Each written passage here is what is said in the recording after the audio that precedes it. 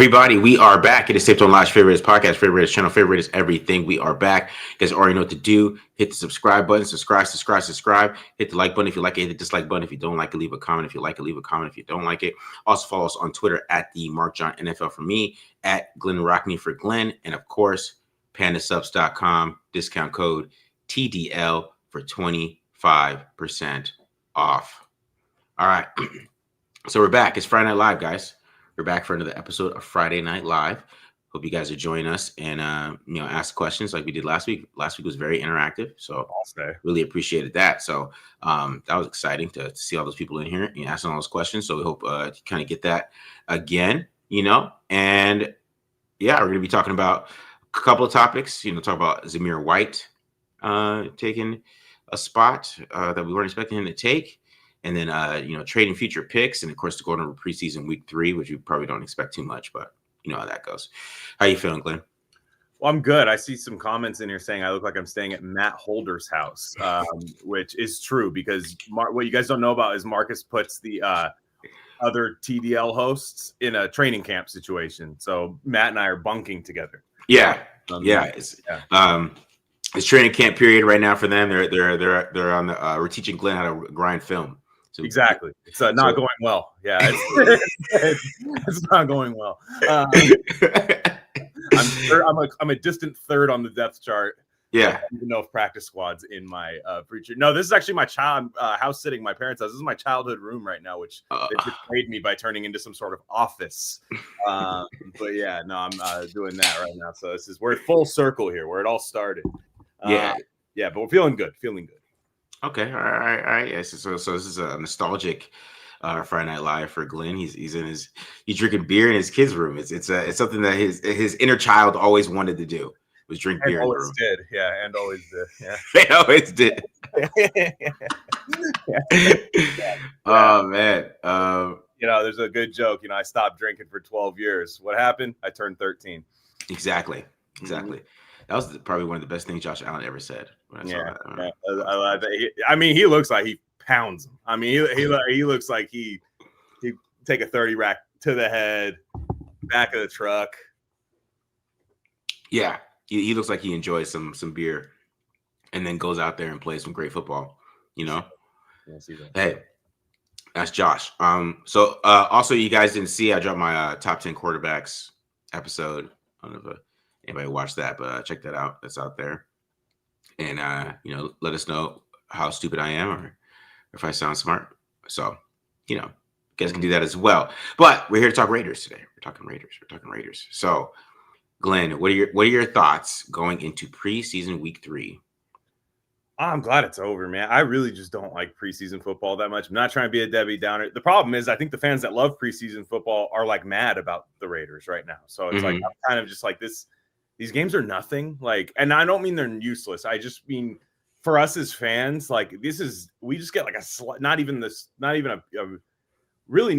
meaningful peek behind the curtain because we still don't even know what Chip Kelly's offense is going to look like. They're very secretive. I'm glad the way they've handled it in a sense that I think this is going to be a new way of some teams doing this. Is they've been vanilla in scheme, but they've put their players out without showing anything. Whereas you see a lot of people play three preseason games without their starters, and then there's a bunch of soft tissue injuries by week 2. So I'm glad the Raiders are out there getting their guys some burn. It's nice to see there's pockets of it, but I am so ready for some real football, and thank God college starts next weekend. Yeah. They're against the college games this week, aren't we? Week 0. That's true. Hawaii and Stanford. Hawaii and Stanford. I think we get Kansas State, Iowa State, which is actually a top 25 matchup between both teams. That's not bad. Hawaii loves playing on week 0. Yeah. It's Hawaii and Stanford would have gone crazy in 2005 to start the season. We would have been like, this is crazy. Right now, not so much. Yeah. I don't know what other games. I think it's Iowa State, Kansas State. There's a couple other, but I mean that to me is. That to me is fun. It's just I'm gonna watch the Raiders Cardinals game, and I am about the back end of the roster. That's all this is for. That, and I like seeing that. It's just a lot of the stuff. It's like, man, the whole time anytime someone gets tackled, I'm just going get up. That's like what I'm doing all preseason football. Yeah. I'm looking at some of these questions. Somebody asked about Matt Jones. I hate seeing that name. Just because what he's getting. But yeah, we'll get into the preseason week 3. But I will say before we get into that, I think how much people play that we are expecting on the roster bubble is going to tell us a lot. I think that's the most thing about week 3 preseason to me is like if Raheem Moser plays a lot. Yeah.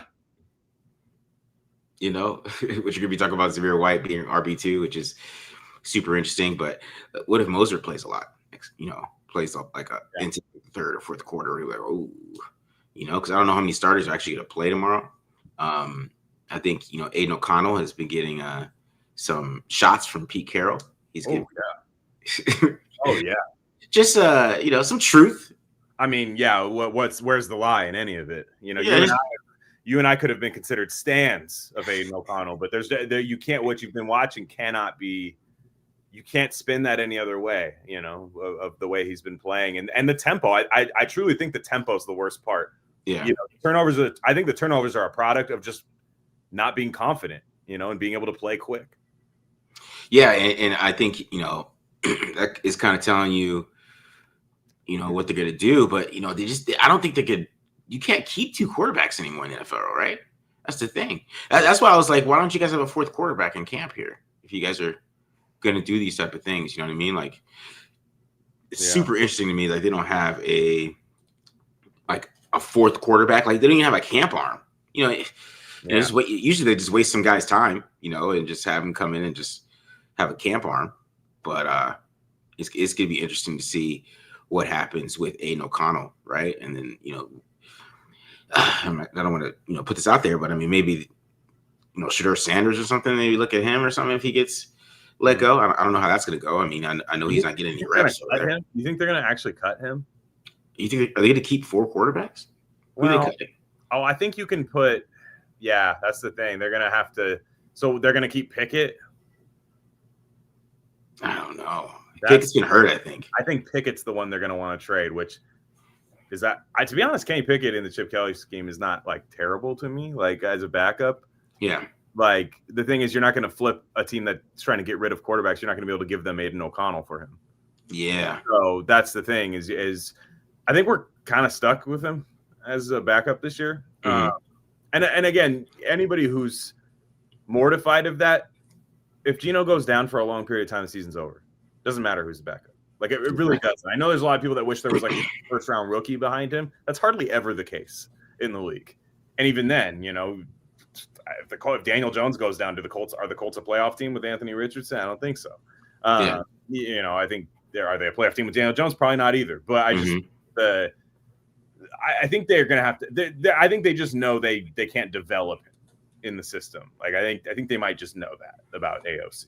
Maybe they can swap one for the other. Maybe one team really likes him, and the Raiders have a quarterback, that they like. I mean, I kind of wish they kept Carter Bradley. I kind of felt weird that because he looked like he played pretty well against us. Yeah.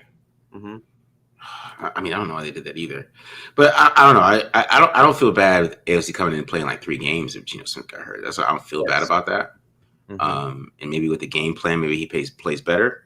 I don't know. I'm just kind of reaching, but I mean, he's better than Kenny Pickett. I wouldn't want Kenny. I would feel like Pickett is just. I don't know. He's just not. He just can't do it for me. He just doesn't do it for me. So I'd rather have AOC or somebody like that. But if they did Anthony Richardson or something like that wouldn't make me. I'd probably enjoy that. But what I would say, I don't think the Colts are going to do that because if this is about getting fired, if they start off 1-3, I mean they're going to put Anthony Richardson, right? So yeah, I don't think, and I think Anthony Richardson being traded is going to be very strange because I think teams are going to pounce on it if they cut him. And I know you have to compete with a lot, but if you trade for Anthony Richardson, you're trading for that first round contract, which I know is a hack for most teams. Wow, rookie quarterback contract. Not really with Anthony Richardson because he's probably going to be, you're probably already paying a starter too. Yeah. And then also after this year, you have to make a decision on him pretty much for the 5th year option. Mm-hmm. So I think a lot more, and I don't think they're going to cut him. So I think he's going to stay on the Colts roster, and I think there's a decent chance he's still going to play a little bit this year. Which by the way, I'm sure you and I will talk about this when we talk about the Colts on our alpha beta thing, but like, what if it's just a Bryce Young situation? What if he actually gets benched and it like helps him? You know, does there ever any like, does that ever enter anyone's mind that like maybe this could fire him up a little bit and bring it down? Yeah. Anyways, I think we're stuck with Aiden. And it's not the worst situation, to be honest. Like, it's just, I hate how bad it looks right now. Just how slow. And anytime he slows down, anytime he's sitting there thinking, bad things happen. Yeah. He hasn't been playing well. I mean, he started off pretty well in that game. It's just the thing is with Aiden O'Connell, he'll start off really well and just do something stupid. I don't even know why he threw that ball to Bachman. You know what I mean? It was kind of shocking. And I know he has some pressure and a blitz coming, but come on, man. He wasn't open. You know what I mean? So yeah, if he is going to lose his job, which I don't know if he'll lose the job, but I just think that it's going to be one of those situations where, you know, fans aren't going to be too happy, especially if Cam Miller plays well, because he didn't play well the other day. So, I mean, even though he had Dalton in that last drive, it was just Dalton Wagner earning that 2 passing grade he got from PFF.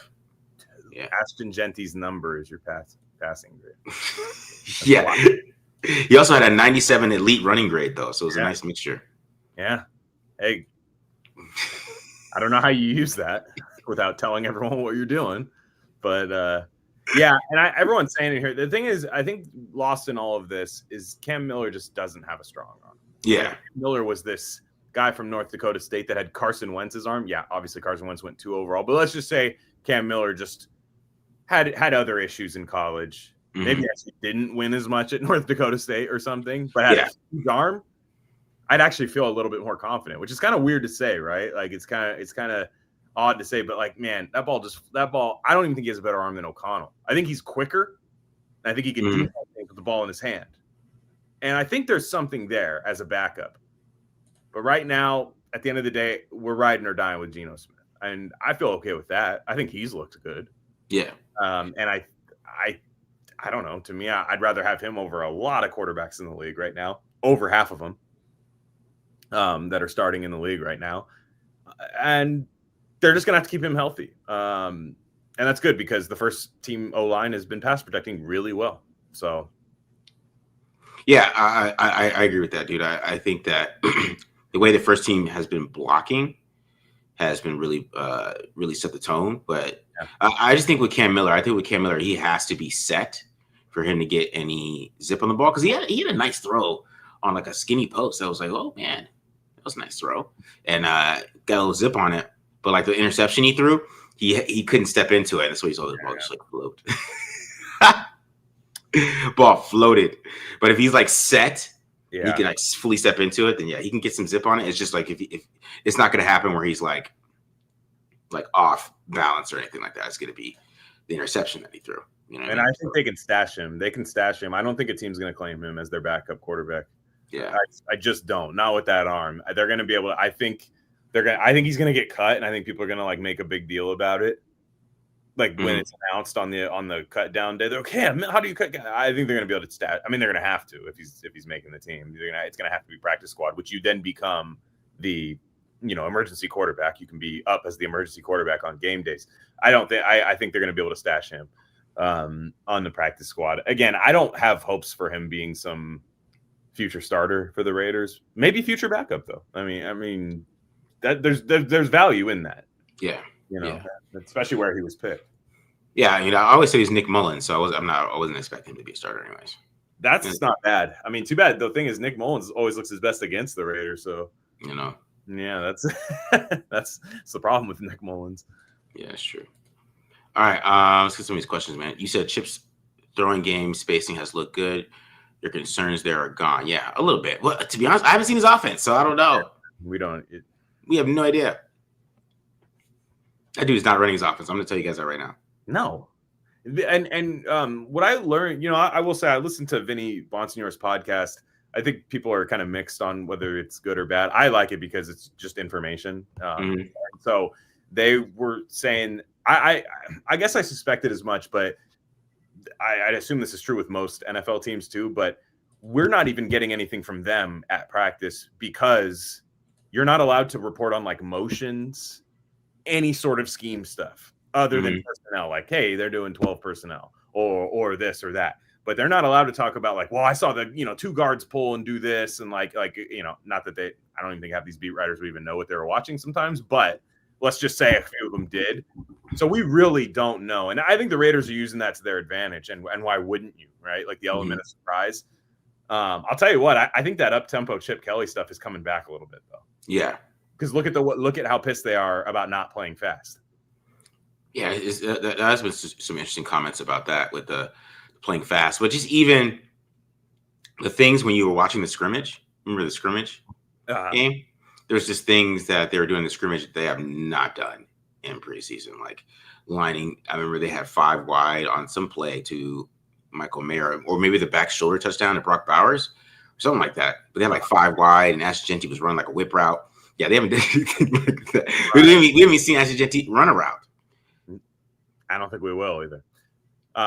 Do you think? I think the starters are still going to play tomorrow, though. That's the thing. I think they're going to play. It's not even for what Pete Carroll was saying, but if you notice, I mean, I'm sure you've noticed this, but the first game it was all shotgun. The second week it was all pistol. Right? I felt like they were in the pistol every single time. Yeah. Are they going to try out another alignment or whatever, like this one, and just do that the whole time? Be like, hey, this is our big 3. Like, this might be a dumb question. Does Chip Kelly not have anything under center? He does. Yeah, okay. Yeah.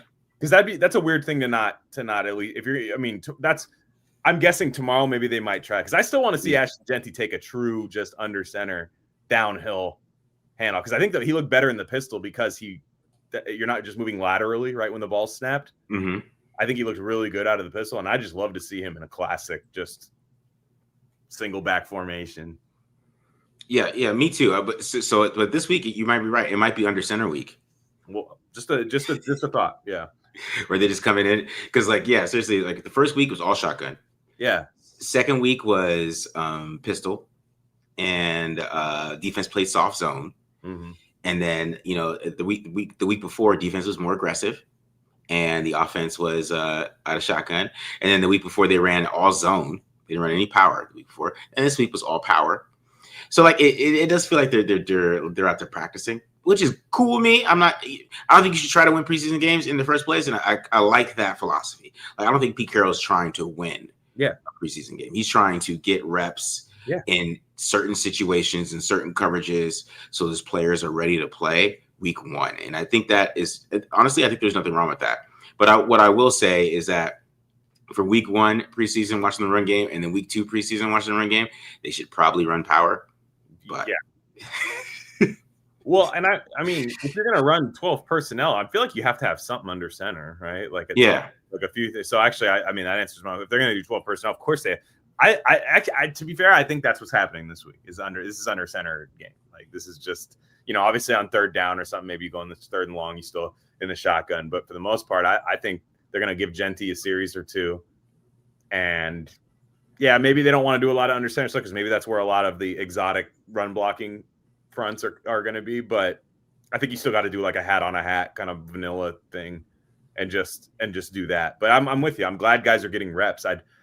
I'm not one of those people that hates when starters play in the preseason. I hate when you show too much, though, and they're not. Yeah, they're not trying to show anything, and it's just super interesting with what they're doing on, especially offense. But I'm like, bro, why are you being vanilla? And the Patriots are not going to be ready for you, and that's why I think I always say this offense is going to be starting off fast, because I know you're going to do some crazy stuff with Ashton Genty. I know you're going to move guys around. They haven't used 12 personnel. Glenn, they haven't done 12 personnel. Really. He hasn't even done press conferences lately. Like, he doesn't even say anything. Like, it's crazy. Everyone gets. I watch him every day. Every day. Whoever they have available for media. I don't think it's been Chip Kelly since like the start of camp. I could be wrong there, but I truly. He hasn't even said anything. He's like a Batman right now. He's waiting for week 1, man. He's on like a gargoyle on a building outside of Vegas right now, just in the shadows. Yeah, they asked on the radio, like, if they're gonna keep 5 wide receivers, I said they could keep 4 tight ends, because I just feel like he's gonna go do like a 14 personnel one time and just.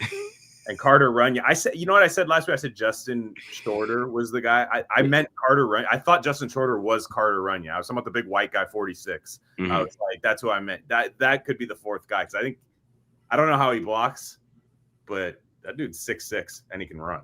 Yeah. He's playing well though. He's playing well. Yeah, he looks good out there. He looks like a pro. I was like, I wouldn't mind keeping him. I got a couple questions about Hendrickson. There's another one, a couple of them, but we're likely gonna talk about that in depth, kind of these trades, right? Yeah. So let's save that one. Okay. Do you think Kappa will replace JPJ? I can't see cutting Kappa. No. We pay him either way. No salary cap in next year. I think they kind of wanted that to happen, but Kappa got hurt, which he does a lot, by the way. They're switching in and out this week though. So yeah, but I think the last 2 weeks they wanted like real competition, and Kappa's been hurt for about a week and a half now, and I mean they really are. JPJ is their Vernon Davis right now. For anybody who wasn't around during that time, Mike Singletary was on Vernon Davis's ass, like just can't win with them. Everybody remembers these, like, I mean, stuff he would get reamed for nowadays. Now he wasn't a very good coach, but he got a lot out of Vernon Davis. I feel like they're doing Brendan Carroll. I saw an interview with Brendan Carroll, the O-line coach, and he's just like, yeah, we're just, we're looking for consistency out of him. Everybody's like, we're looking for basically no 2 reps look the same. Yeah. We're trying like that. And then Jordan Meredith's been incredible. Rodney Hudson. I mean, he's just so good. And I'm not saying he hasn't.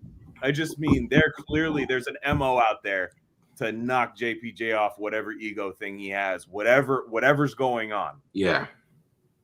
There's a wide effort to make him submit to the Pete Carroll culture. Yeah, the glazing of Jordan Meredith is really coming from that. It's high.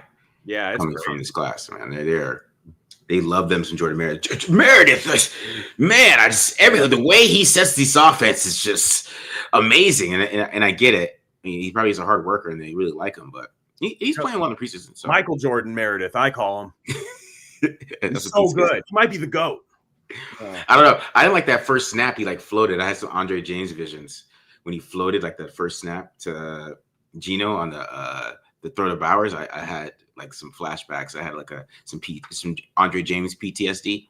So we'll see how this goes for the rest of the year. But I don't know. Lots of talk out of camp that Tyree has been looking good and getting pressure.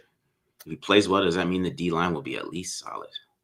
Good interview to watch this week is Rob Leonard's media availability. It was not. He looked like he was sitting in a room like I'm sitting in right now. It wasn't like the official press conference thing. It was more the behind the scenes talk. It's odd, man. He was talking about. He said the same thing about 3 different guys on the team, and I think it was Laulu and Tyree and somebody else. Basically, it's like these guys play like robots. I'm trying to get them to maybe you make a mistake. But I'm trying to get you to be instinctual, do what you think is right. Like trust yourself. I don't need you to play like a soldier. I need you to play like a barbarian sometimes, I need you to go back there and really tear stuff up. And he said that about a few guys. These guys were so long trying to be too clean, thinking. I think the last couple of games you see Tyree Wilson kind of just playing a little bit, playing, doing what he thinks is right, trusting it, not second guessing himself. And I'm not saying he's going to be a top edge rusher in the league. I'm not saying he's going to be a top defensive tackle in the league, but I think he's useful, right? And I think he's very essential to this team being any kind of good this year. Yeah. Also, I think as Raider fans, a lot of people aren't used to the mid type pick, which because the first round picks for the Raiders, you either are Khalil Mack, Brock Bowers, or Leatherwood, you know what I'm saying? Right. Jonathan Abram, David Arnett, whatever. We don't need to go down the list. There's sometimes just first round picks that are kind of okay, kind of good, and that's okay sometimes. I know they're top 10 picks, but you still need to be able to get things out of these guys. A lot of people wanted to ship him out, and I think he's one of the top linemen on this team right now. Do with that what you will, but he's probably in the top 4 on the team right now. Yeah, I think he's playing well. Yeah. I think that's the thing is that he's playing really well. I think that's really coming off as something that I would say you see is that he's playing really, really well out there, and he's having putting some good film out there. He's gotten pressure every single week, played the run really well, has done a bunch of things on film that you really like. So yeah. I can see some growth there, and I know from this past game, when it comes to third down, it's going to be Kuntz Butler, Wilson, Crosby, or the other way around. It doesn't matter. But that's the third down pass rush package. And I think he's earned that spot. With Wilkins being out, they're going to lean on him for that. So when it's third and long, Tyree Wilson's going to be out there. So I'll say that. And that bull rush, I saw some fans who just really don't like him. I saw some fans go, well, still not a sack. Did you see where that ball – that should have been intercepted. Yeah. If we had good linebackers and good DBs, that ball's intercepted in the red zone. That was an errant throw by a starting quarterback. I think that was Purdy. And it was an errant throw.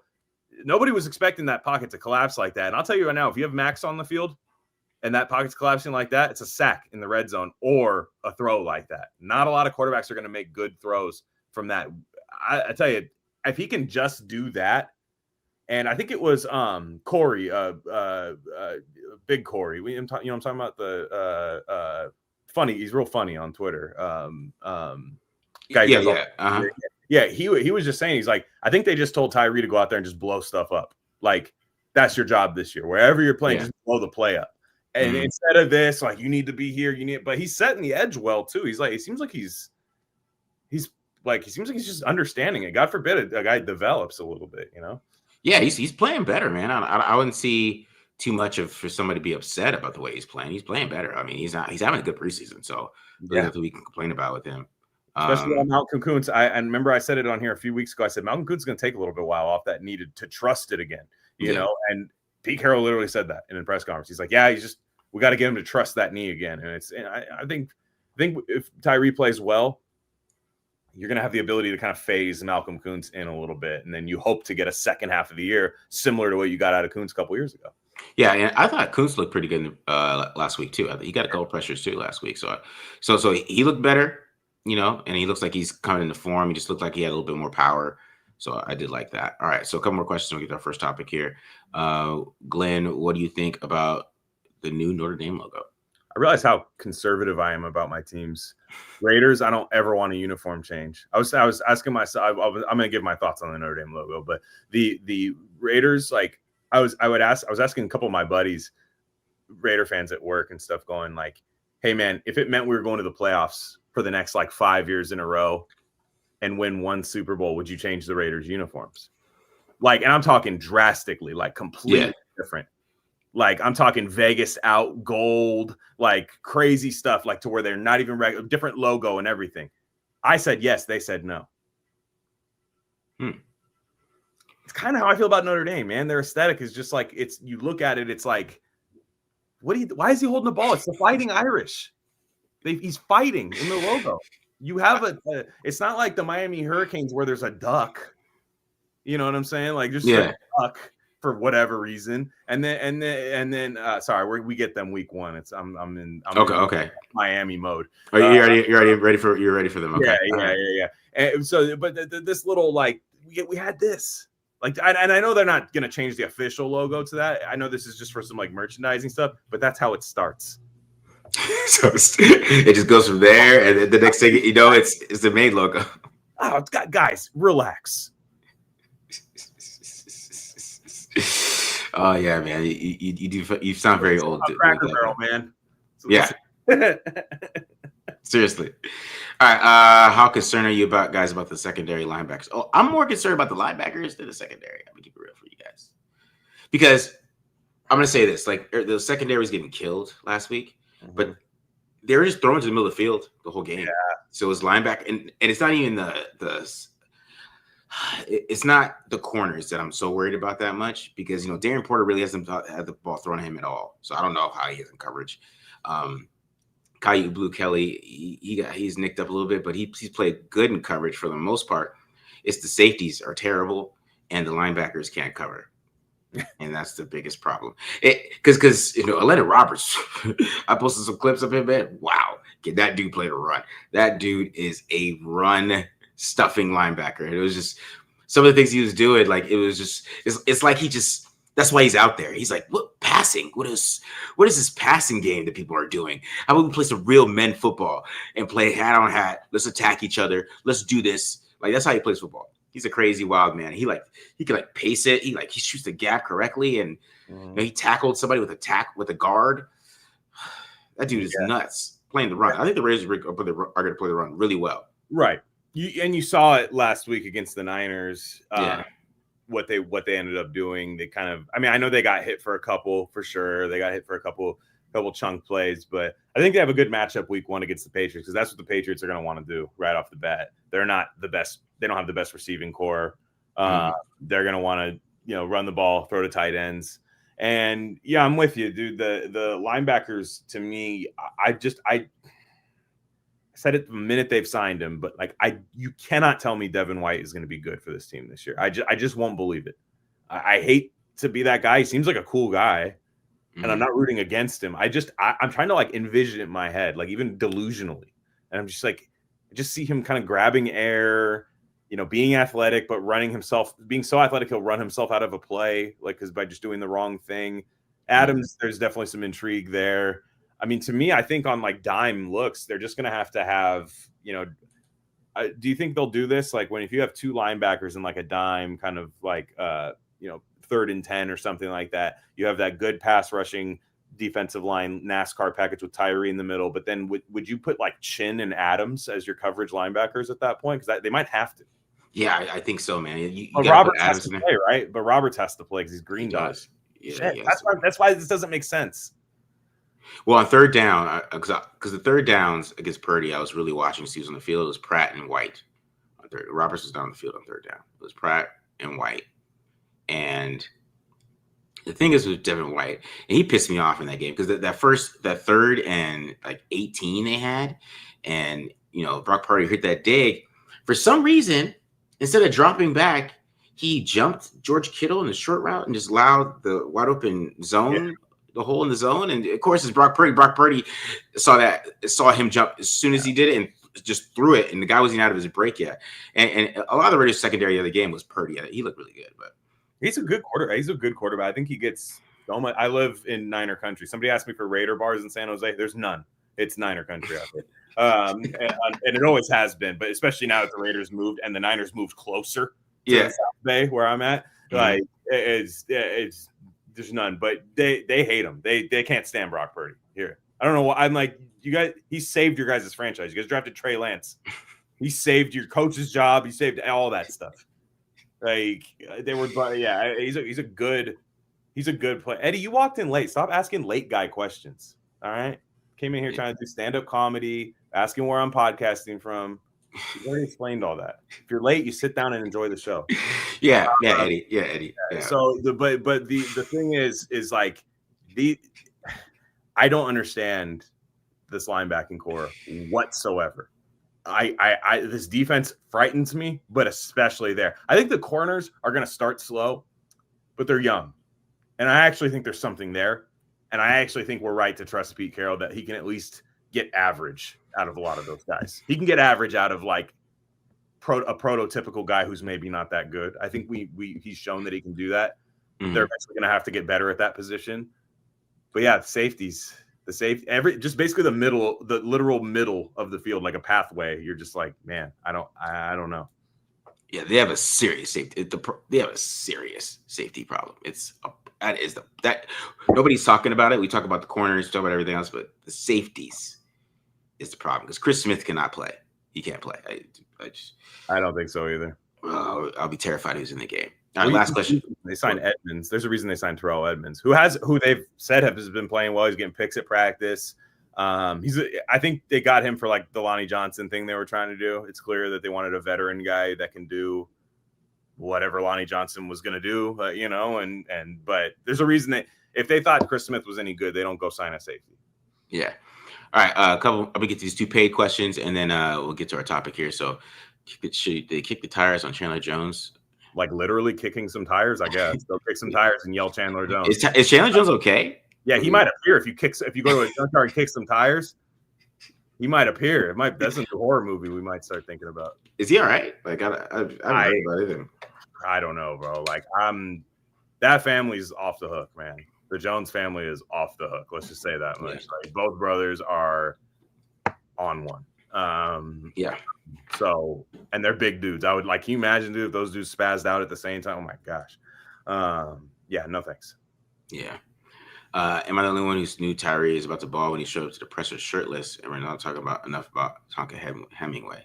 The shirtless presser was crazy, and he was trying to like be swagged out because he was kind of. If you ever listen to him talk, he was kind of like, "Yeah, man, I don't know." That was kind of how he always does. It's just fine. You don't have to be good at that to be good at football. But then he came up and he was like, "Shit, this is what I do. I'm Tyree Wilson." I loved it. Loved every minute of it. Tonka, I think it will be part of the third down pass rush rotation. Mm-hmm. And if we're doing this bend but don't break, that means there's going to be a lot of third downs that you need guys on. And I think Tonka will be there. I don't have any interest in him on a running down, any sort of base down right now. He'll have to develop there. Yeah.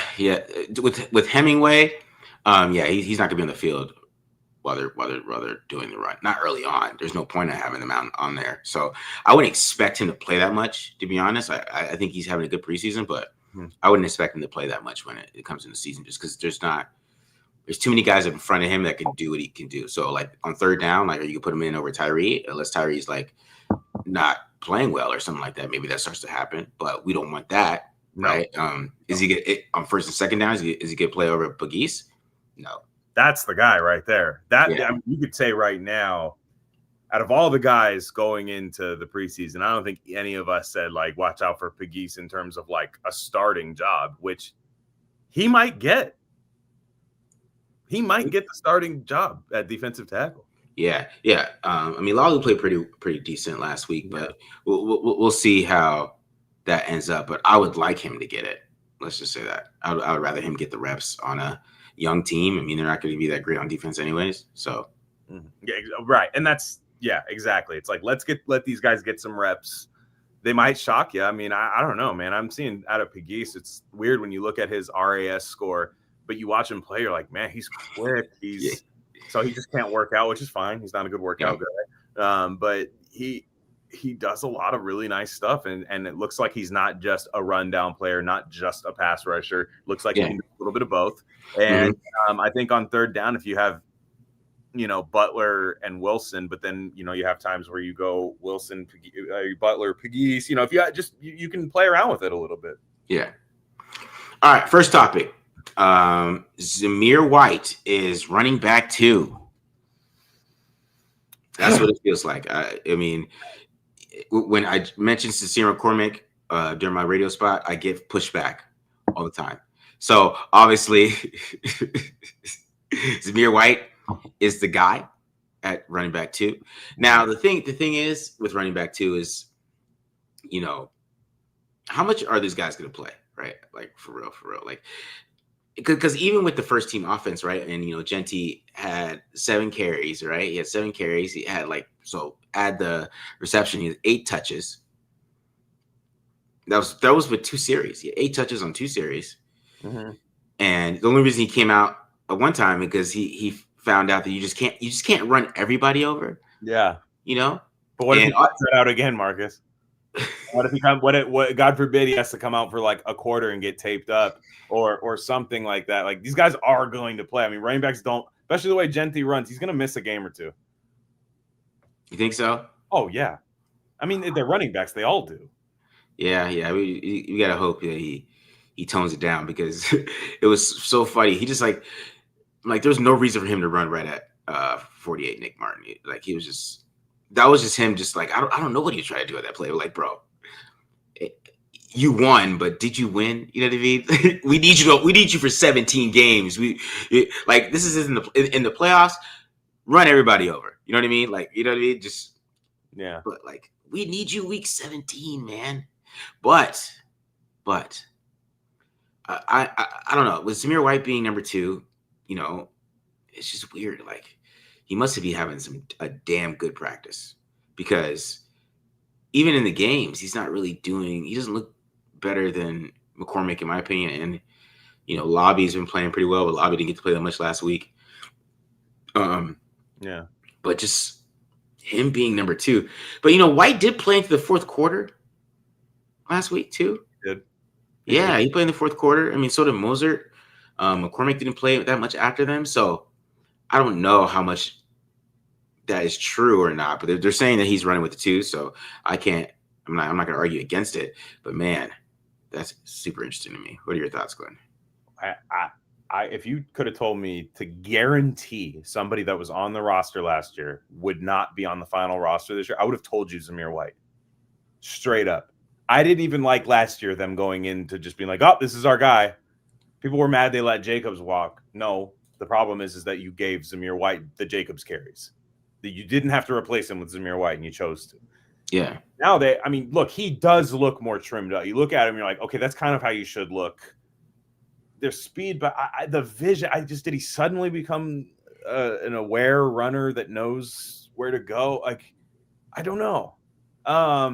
It's clear. You listen to Vinny and Adam Hill, they say it's locked up that he's RB2. And people can laugh at them. I know people make fun of Vinny for like the Ben Johnson thing. I don't think that was that big of a deal, but the people like to clown him and stuff.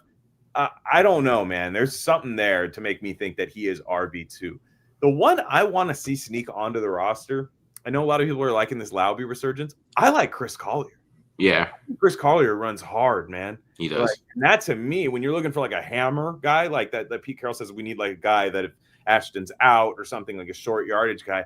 I saw Zamir White run the worst short yardage shit last year I've ever seen. Like, if he was good at that last year, I would have been like, okay, he's going to have a LeGarrette Blount type career. That's fine.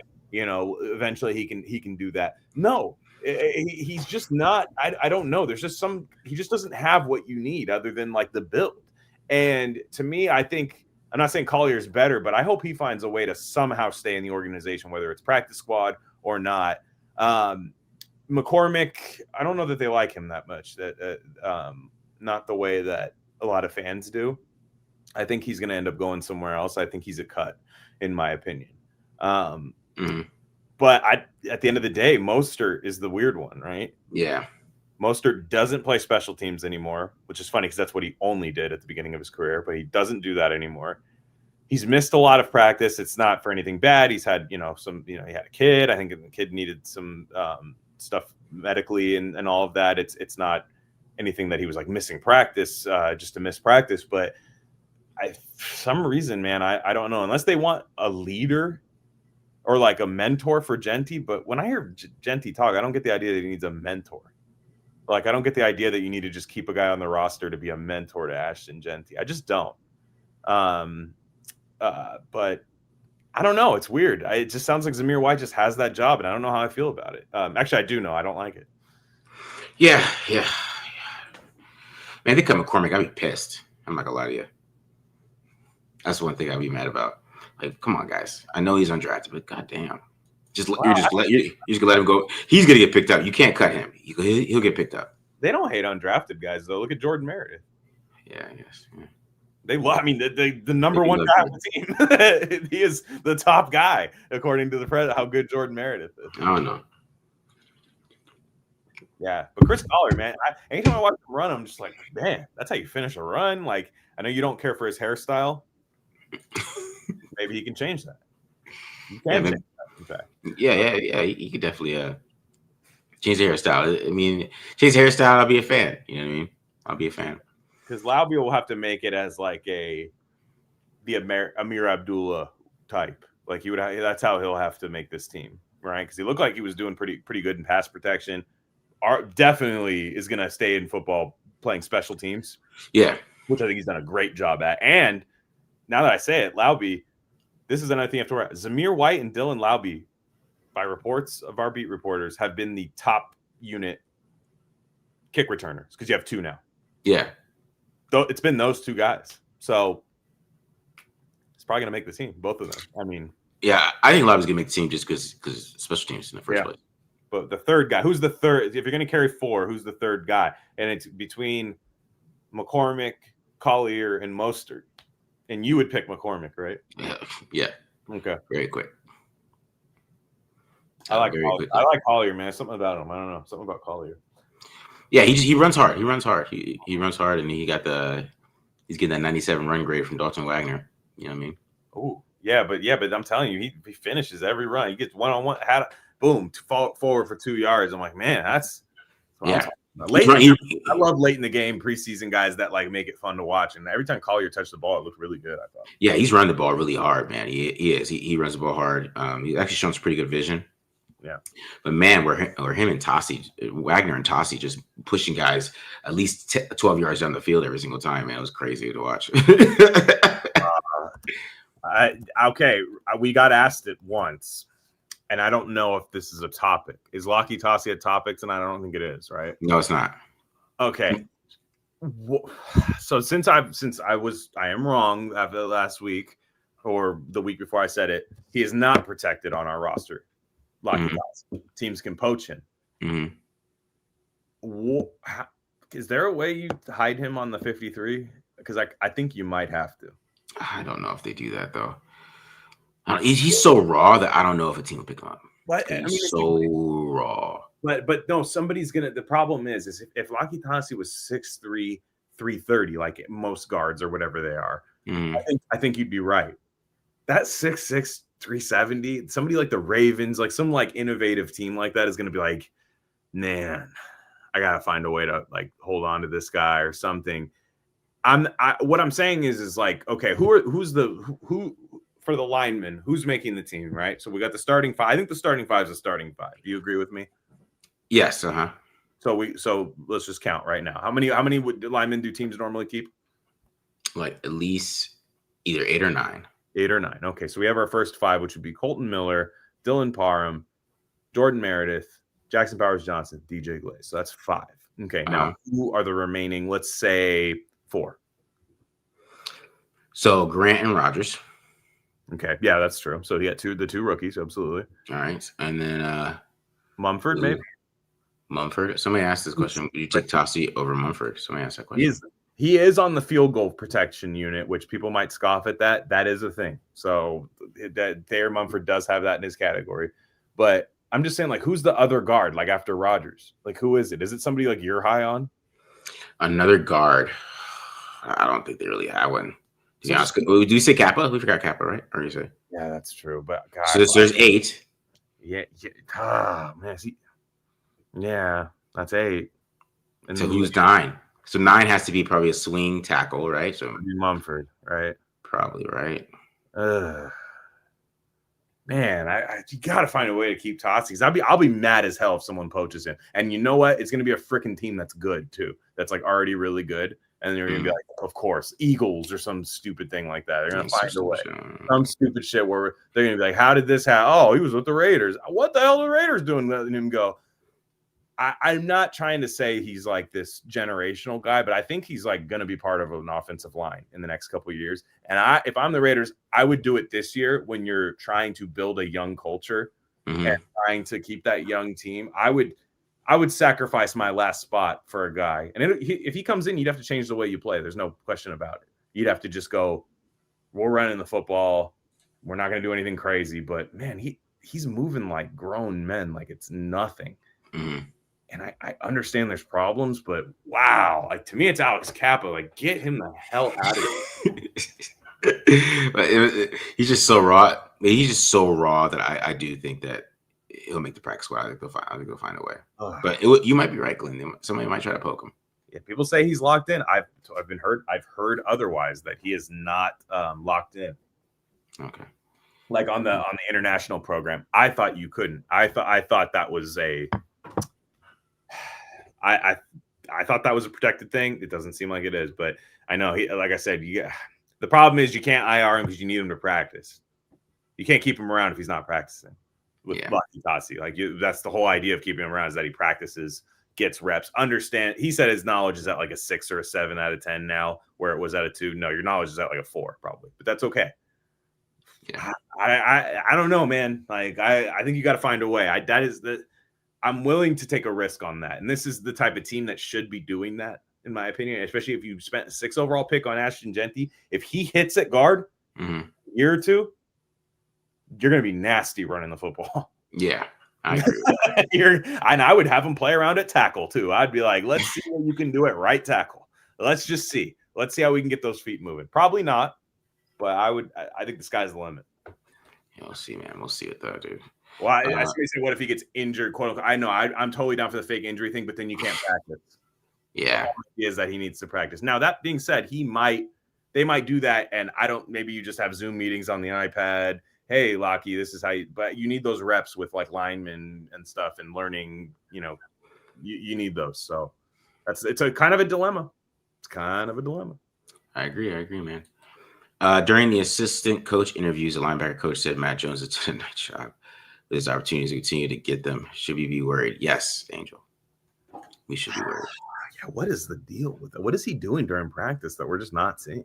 I saw him punch somebody on film the other day. Okay. So I don't know. That's the best thing I've seen him do. So our penalty for us. That sounds good. That's tight because after a 35-yard gain because he missed a tackle. Okay. I have no idea. He's like he's saying he's undrafted too. They don't hate undrafted people. I'm telling you, they love undrafted. Is he undrafted? I think he is, right? There's no way they didn't pick him. The Raiders didn't pick him. I mean, he's a rookie, right? He's out of Baylor, I thought. Is he a rookie? He might be. Oh, I don't know. Yeah, I think he is. He jumped Lindenberg, like. Yeah, man, that's the thing. Lindenberg's not really. He's the last. Lindenberg is technically their last pick in a year that they had 11 picks. So that's kind of an undrafted. Yeah. So they might, if they swap him out for Lindenberg, which I wouldn't do, but they might really like this Matt Jones guy. I'm telling you, this linebacker unit is like, I just don't like it at all. Like, honestly, man, what if he has to play? And like, say what you will about Tommy Eichenberg, I would rather have him on the field than Matt Jones. My gosh. Yeah, what do they see in him? I don't get it because it's not on film. No. Every time I watch him on film, he's doing something wrong. Like the long run that the Niners had, a couple of long runs, it was on him. It was his fault. But like, what is he doing in practice that I don't know about? Like, he must be doing something like incredible. I never even heard of him, anything about him in practice making a play, except Vinny. But that was the so we know there's RB2 right from Vinny. Yeah. And now we know about Matt Jones and how that's really a fake from Vinny. We're saying Vinny doesn't have no sources, but he's been on a little heater lately. And I don't know if I love everything he's been predicting, but if it happens, then he's correct. His job is to tell you what happens, not what he thinks. And if Zamir White gets that set, I mean, Zamir White feels very safe on the Raiders roster. I don't know that Matt Jones is safe because let's see let's play this game. How many linebackers are you keeping? Linebackers, okay. Probably 5. 5, okay, or 6, depending on. I think you're gonna have Chin and Adams kind of work in there from time to time. So 5 then. Yeah. I think I would go 5 because why do this whole versatility thing? I think they think Lonnie Johnson's going to come back at some point too. So, well, I would do 5 as well. So we're gonna go Devin White, Landon Roberts. Tommy Eichenberg, I think Tommy Eichenberg's gonna make the team. Do you think so too? Eichenberg? Yeah, for sure. Yeah, okay. Eichenberg, Jermaine Pratt. That's 4. Mm-hmm. Jamal Adams. Oh yeah, Jamal Adams is considered a linebacker. So that's 5, right? Yeah. So I don't think Matt Jones or Lindenberg are gonna make the team. Interesting thought. And what film is Matt Jones putting out that's like some teams like, yeah, come on, bring him in. That's sick. Bring him in.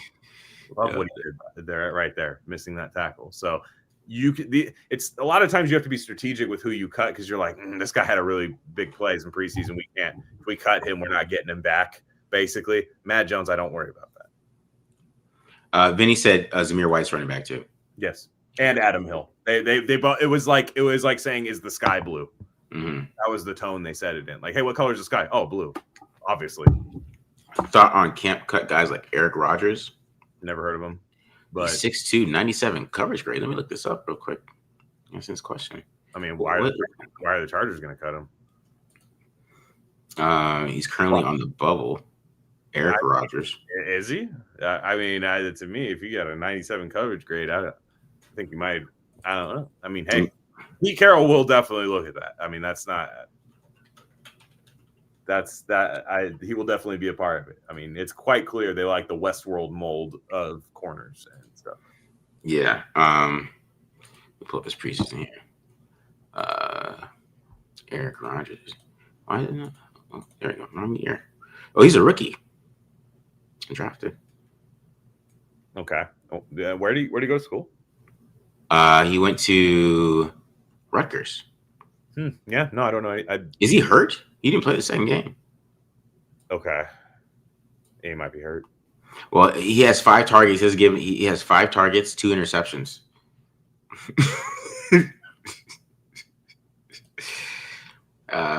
It's not bad. I just, I feel like you shouldn't cut a guy like that. What do you think? That's what I'm saying. Like, who's the, so? I mean, I don't know the Chargers' depth chart like that at corner, but it doesn't seem like that doesn't seem like a position they're loaded at. Like, I mean, they were starting like Christian Fulton last year. Yeah, like, why would you do that? Like, man, he's playing pretty damn good. Yeah, I have a feeling he's going to make that team. Obviously, I would, yes, I would take a look at that. Let me see. What's this 40 time? I gotta look. Yeah. What's that? It's a 4.7 basically. It's slow. Okay. 4.7. Yeah, I mean, yeah, it's true. They want the quick guys. I actually think at corner, I'm not a big Stokes guy, but again, it's another guy like has just never been. It's just unquestioned that he's starting, so whatever. But I think between Porter, Kyle Blue Kelly's done nothing wrong in camp, so you can't punish him for that. And Richardson, I don't think has looked great, but I think he's worth keeping around. I think there's far more things to be excited about at corner than there are at linebacker right now for the Raiders. Yeah, man, a 4.67, man. So that's why he definitely did not get drafted, especially this pro day. I mean, he would have been slower at the combine. Yeah. All right, man. Okay, we got answered that question already. Who's the pass catching, blocking third down back, if not Mozart? Ashton Genty. Yeah, that's the thing. And then if Ashton Genty is unavailable, God forbid, what do you think their running back rotation looks like? So Zamir White would be your lead back, right? If we're saying that RB2, who's your third down back in that case? Is it McCormick? I mean, I would go McCormick because I think he blocks. This would say he blocks better than Zamir White. He catches the ball better than Zamir White. I don't get it. He runs the ball better than Zamir White. I'm hoping they cut Mostert because, man, you know what pissed me off last week against the Niners? Mostert's one-on-one in the flats with a guy, and he can't make him miss. We can talk about Genty not running through it. Mostert, what the hell is that, dude? It wasn't even that great of a tackle by the guy. We need to make one guy miss. He hits him in the flat. I think it was the right read and everything. Yeah. Plenty of room. To me, it's like if that's what you do for me on third down, I don't really want that. Yeah. Yeah. I didn't know how he broke that. He had a drop pass too. Yeah. I don't know how he didn't break that tackle either. Because when Geno Smith throws it to him, that guy's not anywhere close to him. Yeah. So like he had a guy had to come at an angle, and he just could not break that tackle. It was a great read. I mean, to Genty, that's what I want. That on third down, I want him to swing that to Genty, like easily. Like you can. And I know we're talking about what we think is a special running back versus just a 34-year-old aging one. Nothing wrong with being 34 years old, but he's to me, it's like Mostert. It's like if you keep him around, it's for like leadership. And like I said, I don't think Ashton Genty strikes me as a guy who needs someone to do that for him. He seems like a real like football is life, military family kid. I know he's in Vegas. Vegas is kind of a wide-eyed place when you get there. Like you can do a lot of damage to yourself, but I don't know. I don't feel like I don't think that's worth wasting a roster spot over. Yeah, me either, bro. I agree. Marcus, do you think Anthony Richardson is salvageable at all? He had at least college snaps ever and definitely didn't hit 1,000. You identified as necessary. Is it even worth trying? I don't think the Colts are going to give him up. Yeah. But if they were, I mean, I don't see why not. Not with Chip Kelly. I mean, if Geno Smith went down, at least I know they can run the damn ball. Yeah, it would be nasty. As a Jetty, they would be running the hell out of that ball. I know that. That's all I know. Look at the problem with him more than anything. I mean, you can say whatever it is about his passing numbers or anything. The lack of snaps, he gets hurt so damn much. Yeah. So if you're a backup, you can't get hurt. If you're a backup and we need you to play. The thing is, he always does every year. And that's kind of the problem. And I think at some point he will be an NFL player. I just think he's just too athletic to like not be in the league. Yeah. I mean, I think they might even try to Felipe Franks that dude. I just saw Felipe Franks balling in the preseason for Atlanta. I mean, just was he playing quarterback or tight end? Oh, that's Fast as hell. I was like, what? I just mean like they will try anything with Anthony Richardson to make sure it works. And people can say he got a raw deal. No, he didn't. I mean, they're gonna exhaust every option with him. I don't know if I don't think you're gonna be able to get him for cheap enough to keep him for what you want to do. And like I said at the beginning of the show, you have to make a decision on his 5th year option, like after this year. Yeah. Basically, he's not going to play for you this year either. So you have to be like, okay, next year we're going to pay Geno Smith and Anthony Richardson. Anthony Richardson 5th year option money, basically, and Geno Smith mid-level quarterback money. Let's just say that much. It's intriguing to me, and I would feel very intrigued about it. And I think there'd be ways where like, ooh, man, they could steal a couple games if he started and run the ball and, you know, get some cheap layup throws for him and stuff. But I don't think it's going to be what people think, where it's like a conditional 5th round pick. I think they want like a 3rd round pick for him or something. Or I just don't think they're going to trade him because I think they want to see how their offense looks like with Daniel Jones. I think they're interested in that, and they brought them in there. They want to see it. Yeah. But I still think Anthony Richardson finishes that season for the Colts. I believe that, because I just don't think Daniel Jones is really that good anymore. I feel like he's a little shot. So we'll see how that goes. And you know, he's gonna ruin Alec Pierce's career. Yeah, that's the problem, man. It's like that's the thing about you know. I'm glad that, I mean, and I'm sure the minute Geno has a bad game, these discussions will start again. But one of my least favorite conversations on Raiders Twitter is the people who are like, rookie quarterback contract. It's the only way to do anything. Yeah. You got to have a rookie quarterback contract. It's the only way you can win. People were just like, they were just not interested in this team if they didn't have a quarterback on a rookie contract. No quarterback you bring in can be good unless it's like rookies who all become Jaden Daniels. That's the only thing rookie quarterbacks do. They become Jaden Daniels. They don't bust. There's nothing. Like, there's no Anthony Richardson. Drafting Anthony Richardson screwed this Colts team up. Yeah, it did.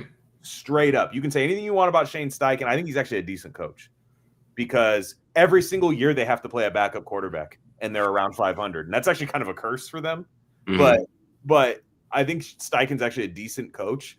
And that's kind of the problem when you just draft a quarterback and you fall in love with traits and like you just go, this is how we do it. Like, Niners got lucky with Brock Purdy because it should have happened to them too. Yeah, it's true. Lance, like it had Zach Wilson with the Jets. I mean, look at where they are. They're just trying out another guy from that draft class at this point, Justin Fields, like seeing what they have. It screws you up when you miss. Like, people act like it doesn't matter. It does. So I think Steichen's an okay coach. People are arguing about it. I think he's an okay coach. That screwed him up. That screwed that whole team up, drafting a guy who just isn't good. I'm sorry. There's no metric that shows you Anthony Richardson's good. Yeah. But that being said, if they found a way to get him for like a 5th round pick, I say do it. All right. Do you think scheme will help our secondary? We'll have to see what the scheme is, because I hope they're doing a vanilla thing now, because if it's that cover 3 thing, I don't want to watch that. Yeah. I think what they're going to do is they're going to depend on the pass rush a lot more. And I think they're going to blitz a lot more than Pete Carroll. Right. That's what Jamal Adams is here to do, I think. Mm-hmm. That's what I think. That's how they're going to help the secondary. But to me, the secondary doesn't need as much help as the middle of the field does. I mean, right. The middle of the field is a problem, because that's where they got chopped up all game, even by Mac Jones. Yeah, no, I agree with you. And the thing was with that soft cover 3, and again, I still think there's going to be looks where they play that, and maybe a 3rd and long. I have no problem playing a soft cover 3 if everyone does the right thing. I have no problem with that.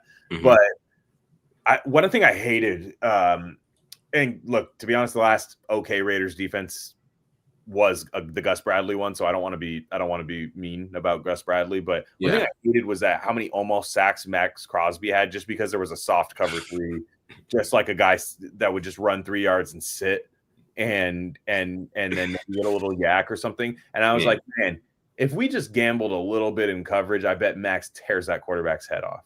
And to me, I think when you get these traitsy corners, a lot of people, if you're going to play that cover 3, you think, well, they're going to close all the windows quick. You got to play more bump and run. I hope they do a lot more bump and run. And if you want to trust this D-line, you don't trust the D-line if you're playing soft cover 3. That so you have to trust that D-line. If you trust the D-line, trust them. Yeah, that's how Max had 100 pressures and 8 sacks. It killed me that year. It killed. People were mad at Max. I remember people try to pretend they don't, but people were like, "Why isn't Max getting home? Max needs to finish." It's like, dude, the quarterback is just seeing a guy with his numbers turned to him with no linebackers around him, with linebackers 3 or 4 yards behind him. Yeah, some Raiders fans still hate on Max with the sacks thing. Yeah, that's what I mean. It's like Max is a beast. The rest of the league fears him. Everybody in the league respects him. I just think if you don't do, obviously there's a time and a place for any sort of coverage, but a lot of times I want to see these guys. Look, if you draft Darian Porter with traits like that, why the hell are you going to play him off like that? Yeah. And we'll see. I'm not accusing them of anything, but I want to see them actually press up on people if they're gonna trust this defensive line. All right, a couple more questions, then we get to our next topic here. Do you think we see Charles Grant get a look at right tackle tomorrow? Probably not, but I hope so. Hey, what did you think of him last week? I thought on the broadcast, I was like, and again, I know you don't like watching the broadcast. There were a couple times I was like, hey, that looked kind of nice. Yeah, he played pretty well. He played pretty well last week. And I love his recovery. That's what's so crazy about him is, let's say he does get better and he doesn't need to be recovering all the time. I think he could be really good.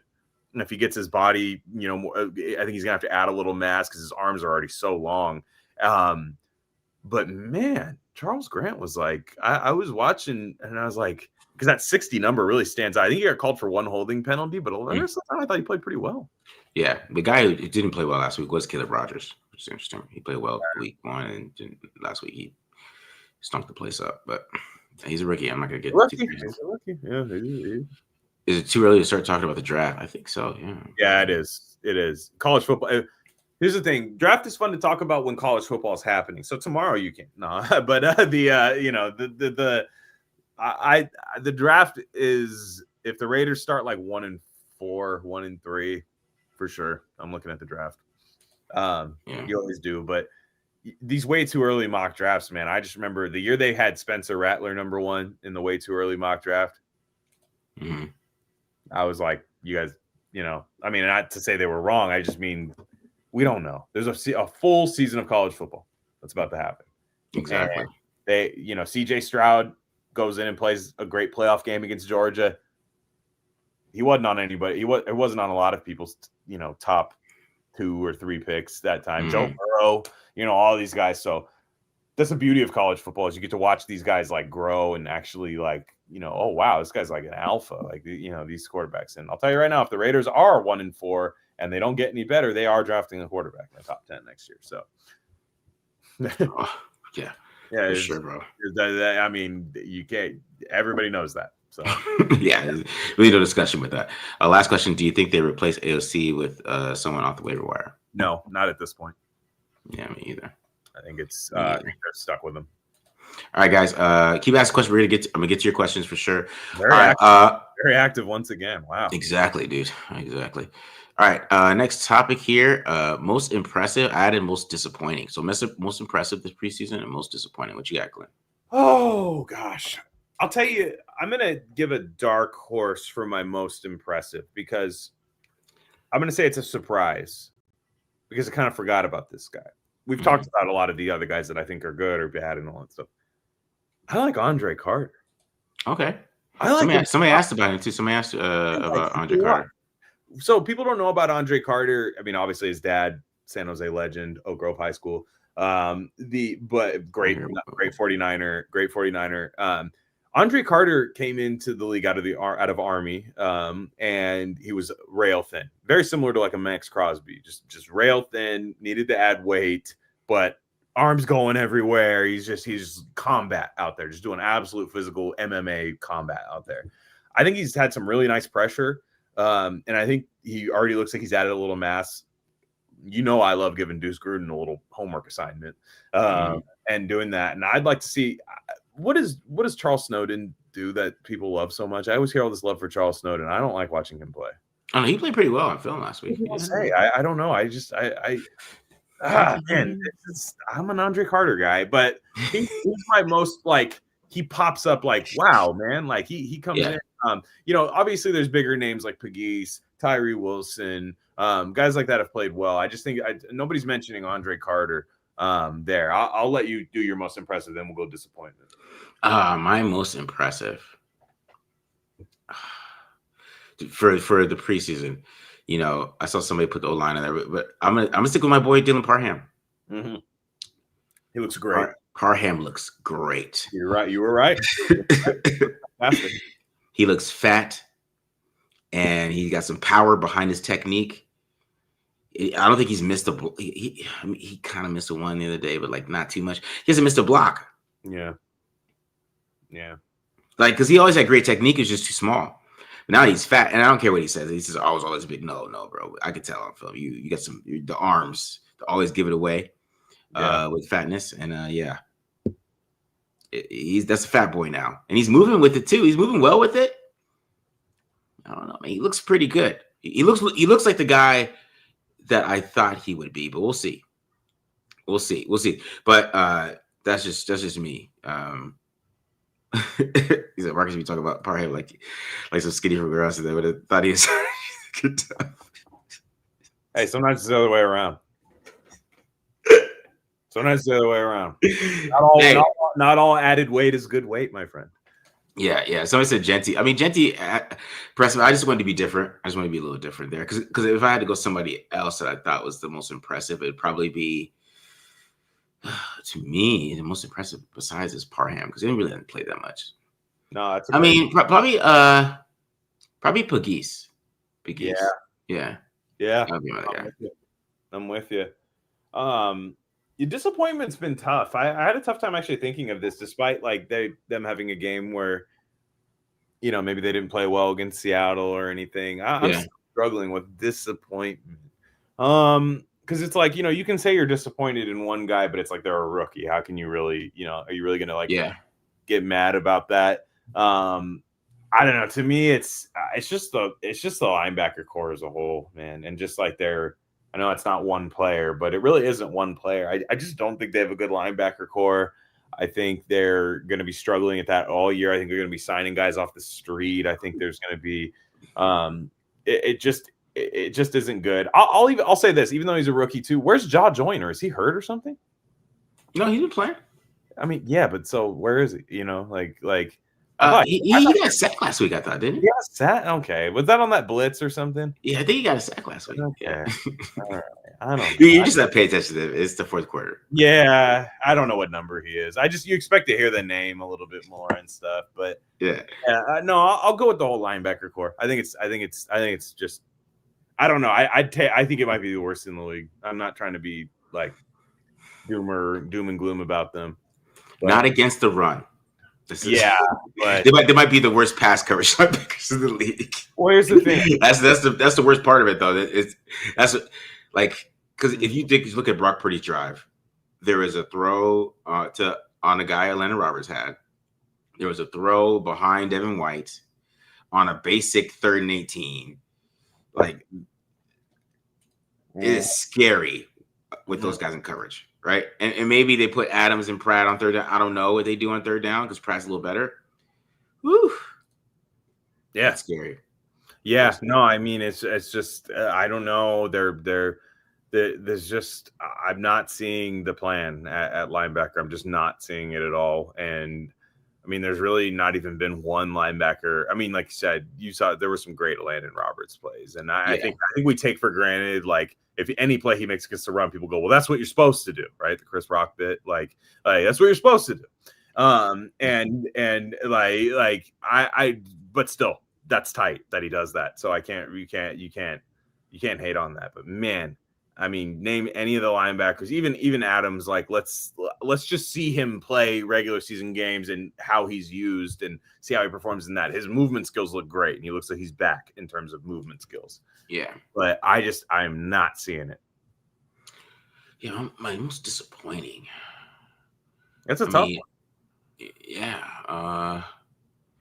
Probably. I mean, I'm gonna go AOC. Yeah, that's probably number one. Yeah, he's probably the most disappointing. Like, especially with all the talk. There's that buzz at the camp. Like, he's out playing Gino in practice. Remember that? How long ago is that? Who said that? Like, was that anybody credible? I don't think so. Yeah, that felt like some guy pointing at an infographic. Like, would you trade a 3rd-round pick for so and so? And it's like not even a rumor.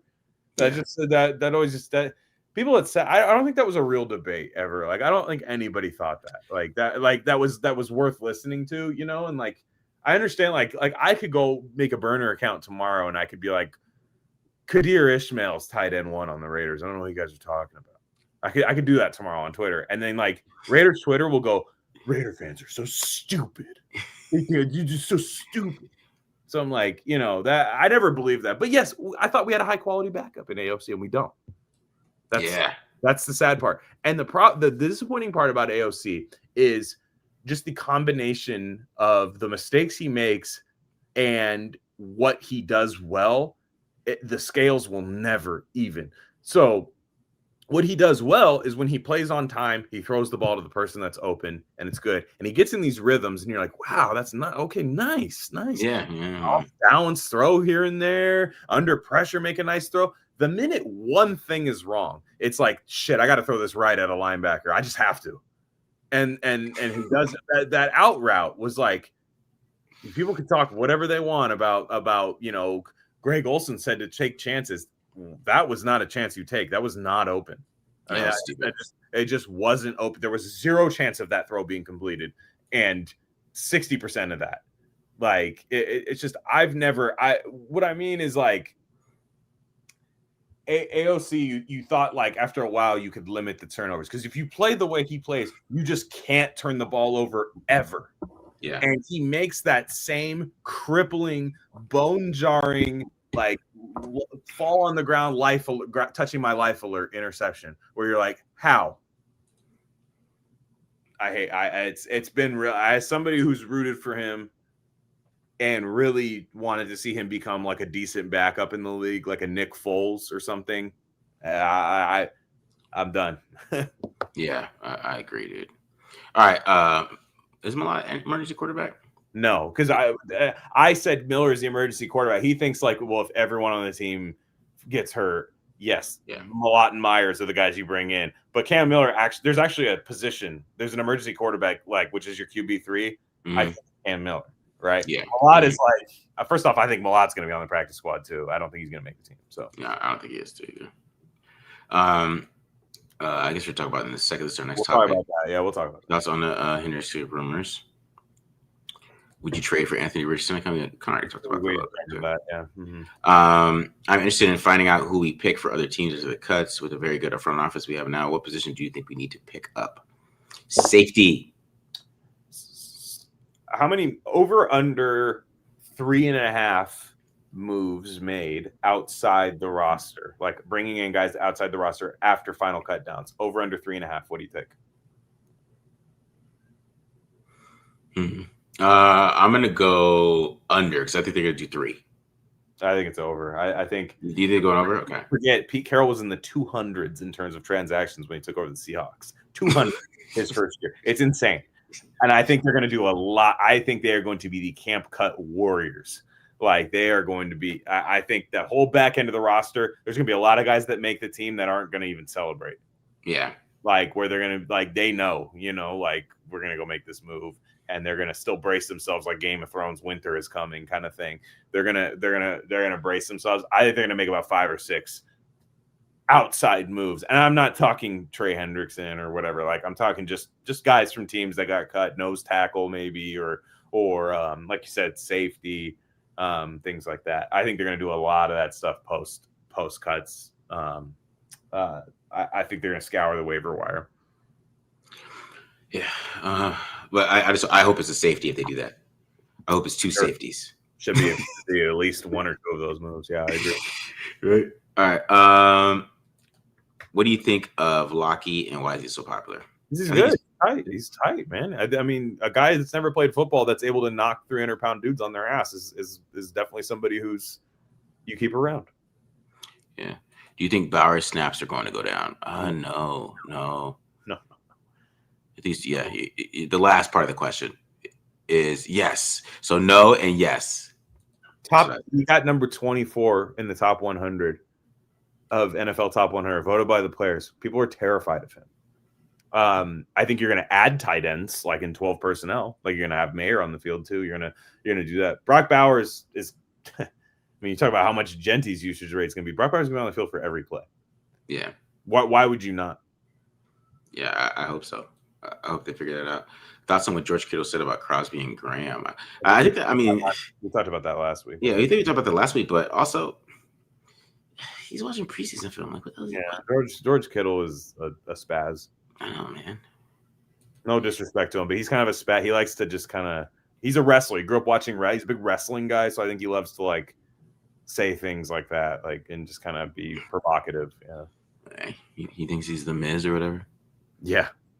Why do y'all? Who do y'all think the backup safeties will be behind Palomar and Quinn? Hopefully, the guys that Glen thinks is the 4 over free agent signings. Yeah, Marcus. Actually, we're recording tomorrow. I'm Hudson. I have a reveal. I'm Hudson Clark. Yeah. Matt said I had bad film, but it's debatable. That's why you're San Jose, bro. You get rid of the. Yeah, that's why last week. I'm back at my parents' house because Matt said I had bad film. Trying my best. Yeah, man, you gotta get better there. But yeah, I don't. It's I like Troy Taylor coming out, but he hasn't really shown anything. Chris Smith is just bad. I think Edmonds makes the team for sure. And then Harper. Somebody asked where Harper's been. He's hurt.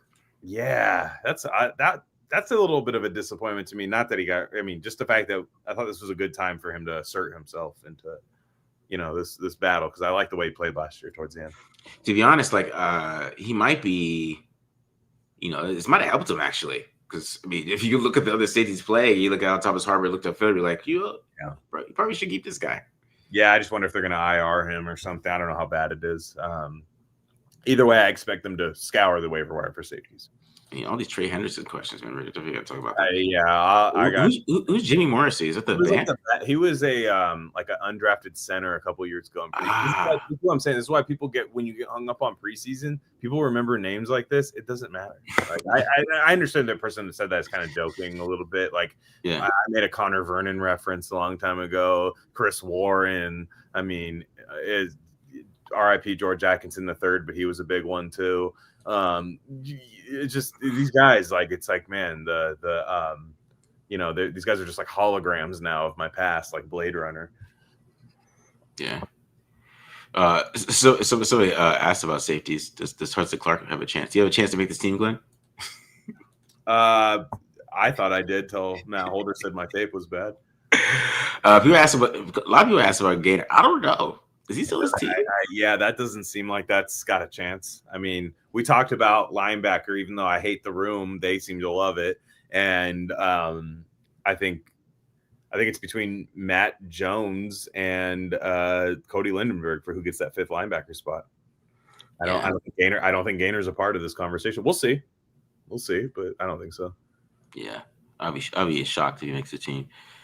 Will Devin White be starting week 1? Unfortunately, Sounds like it. And everyone's gonna be like, "Shit, who missed that tackle?" Oh man. The thing he did in zone the other day, I would have cut him. So you can't call me a coach because I would have cut him on the spot. I agree. How long you been in this league? How long you been playing football? Yeah. Why would you take the tight end on 3rd and 18? Just keep dropping. Fans will be like, "Well, Patrick Graham might have told him to be risky." No, you're in. No. That is That is the 10 linebacker commandments right there. And that's probably in the top 3. Like, it's 3rd and 18, dog. Let him check it down and come tackle. Like, you're a beast, so go up there and hit him. You know what I'm saying? You might go in there and play up and get up there and flex and get off the field. That's why I couldn't be a coach, man. Rookies? What was that question about rookies? Oh, my bad. That was a question for you. I was going to get that. Any concerns about letting rookies? Any rookies start? I guess they don't care about your answer on this, but they're like, Glenn. All right. Yes. Like, to me, when I found out Darian Porter was like for a long time going to be a starter, I was like, it just reminded me of Jacorian Bennett, where it was a prospect I liked. But when you ask these guys, especially non-first round picks, to start year one, for one, you're asking them to make up for the lack of depth on your roster from previous bad drafts. You're saying you got to come in here and be a baller right away, which is tough to do. These guys are going to be matched up against beast wide receivers, man. Like really good wide receivers. And it's tough to do. Genty, I'm not worried about. I think Genty's a pro. I think running backs age in dog years, so he's already a pro and he's seasoned and he's had seasons where he's carried the ball a lot. People talk about Travion Henderson, who I loved in the draft. He's never had a season where he's been the guy. Mm-hmm. College, he had Quinshon Judkins, and to where he's going to have to, Genty. I know the competition he played is not, he's linebackers are going to have about 15, 20 pounds on some of the guys that were hitting him. Which he learned last week. But even though I think that was a Big 12 linebacker that hit him, which was kind of funny, Nick Martin, I did find that kind of funny. But still, I'm like, they still hit hard. It doesn't matter where they're coming from. NFL weight rooms. Like when people get really excited about the draft picks, right? Like Dante Thornton, who I think is a smart football player. I think he's just got to work on a few things. And he can block, so I think he's going to bash. These guys at least have capabilities and qualities that you can use right away, but you need to be ready for penalties and mistakes if that's the case. If you're starting a bunch of rookies, there's going to be a lot of mistakes and penalties. And what I've noticed among fans a lot of times is the people who are very eager to play the rookies, play the draft guy. All my draft picks are going to hit. The minute they make that mistake, they're the ones that are down on the picks afterwards. Oh, it's a bad pick. Mm-hmm. It's like, it's not fair, man. Like, that's not fair to do. Like, I think if you're going to start rookies, you have to be patient. And you have to realize where you are as a team if you're starting a lot of rookies. That kind of tells you what you are as a team a little bit. Yeah, but the thing is, like, if they play well and you like end up, being a mediocre football team, it gives you a lot of hope, in my opinion. That's my dream of this year. Is that like my dream is they win the Super Bowl, but like my realistic good season for the Raiders is that they win 8-9 games, maybe 10 if they get lucky, crazy magical year like that where they sneak into the wild card. But you just look and you're like, this draft class looks incredible. And guys from 2023 like Tyree Wilson and Michael Mayer and Trey Tucker, guys from 2022, Zamir White or whatever, like guys like that, are looking good in here. Then you realize wow, now we have a squad of young guys that can play and a veteran quarterback who is got about 3 or 4 years left in them. Like they can set themselves up. And I think they are doing a good job of setting themselves up. I think this year, I think fans after these preseason games are realizing that maybe they're jumping the gun on this guy's going to be great. This guy's going to be this. I'm just saying, if you're starting a lot of rookies, it's usually for a reason. Exactly. All right. Let's talk about Trey Hendrickson. Yes. Rumor. And Terry McLaurin. We'll put Terry McLaurin in here because I saw the rumor for Myers and a pick for McLaurin. I saw Who that. said that? Exactly right. But I had 3 different people DM me about it, so I haven't seen. It sounded like a Mitchell Renz pointing at an infographic. It sounded like one of those things where people think that's real. Although Mitchell Renz was right about Christian Wilkins. Yeah, he was right. People hated on him for a week, and then they cut him. It was crazy. Mm-hmm. So I will say that I was mad because I knew that. I know I had the same source, and I was pissed. I'm like, I should have did that. No, I hear you. I just remember people were like, "Yo, you're talking reckless," to this guy, and he's like, "Am I?" And he's pointing at a rat, "You're reckless." He points at an infographic, "You're an idiot." Yeah. I was. Yeah, exactly. So Trey Hendrickson is a 30-ish-year-old pass rusher, right? Very good one. And he plays defensive end. And I think the debate is on what he costs. We know what he costs money-wise. He's going to want around $30 million a year, which is kind of crazy. And it's also a typical Raider move if they get him. I know fans would celebrate forever, but it's the most Raider thing of all time if it happens. Mm-hmm. Straight up. It's trading for a guy who's 30 years old, mortgaging future picks because you think you're better than you are. Devontae Adams, Antonio Brown. Antonio Brown was 3rd and the 5th. It's not that bad, but they do this all the time, and it stunts their growth as a team all the time where they're constantly needing to have these incredible drafts and rookies play right away because they trade these teams. What they need to do is commit to what they are, right? And I think if you look at the Raiders honestly, you realize they're on the right track. So stay on track. Don't just go, hey, we got some good young talent. We need a defensive end. We need one wide receiver. It's okay if you have needs during this year that don't get filled. We're talking about the safeties, linebackers. They have plenty of those. Yeah. I like the way John Spytek drafts. We'll see eventually. We'll see what happens of this class. But I as of now, I think most Raider fans go, yeah, that looked pretty good.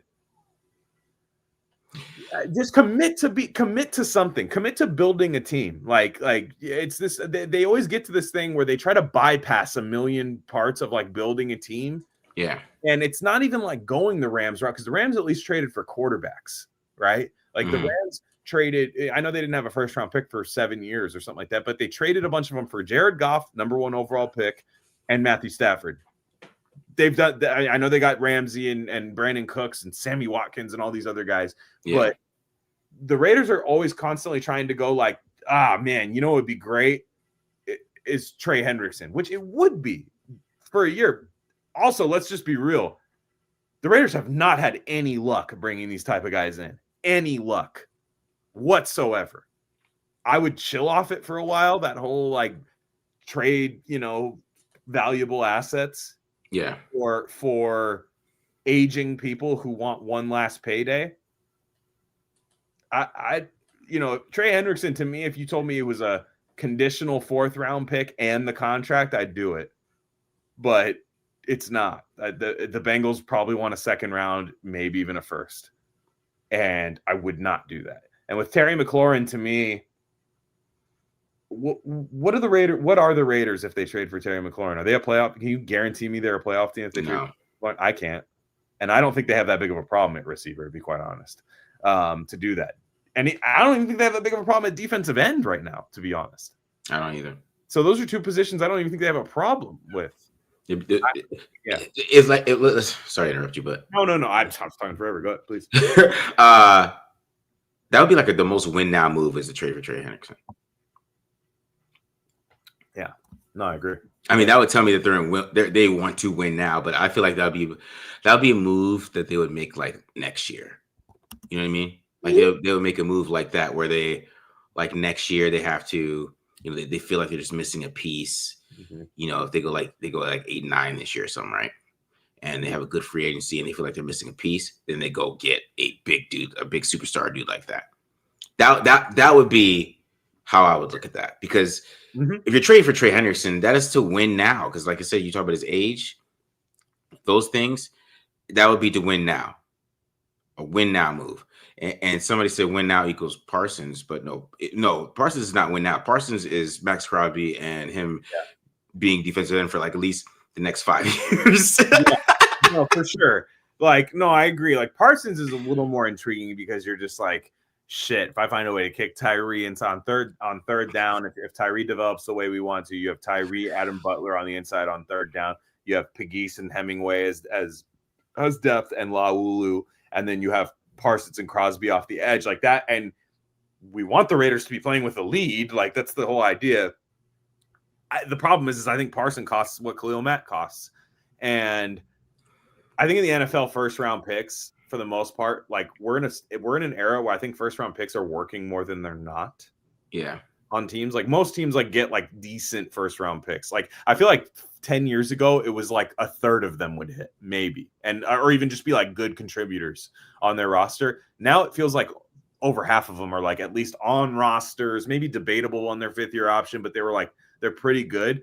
I want to let Spytek cook in terms of that, and I think to me like the moves I'm interested in making are like those ones where the guy already has like a decent contract and you just trade like a 4th round pick for him, and that to me is always better to like Geno. I mean, let's be real. They trade for Geno and then Spytek gets the pick back by trading back for Jack Besh. That's great process in my opinion.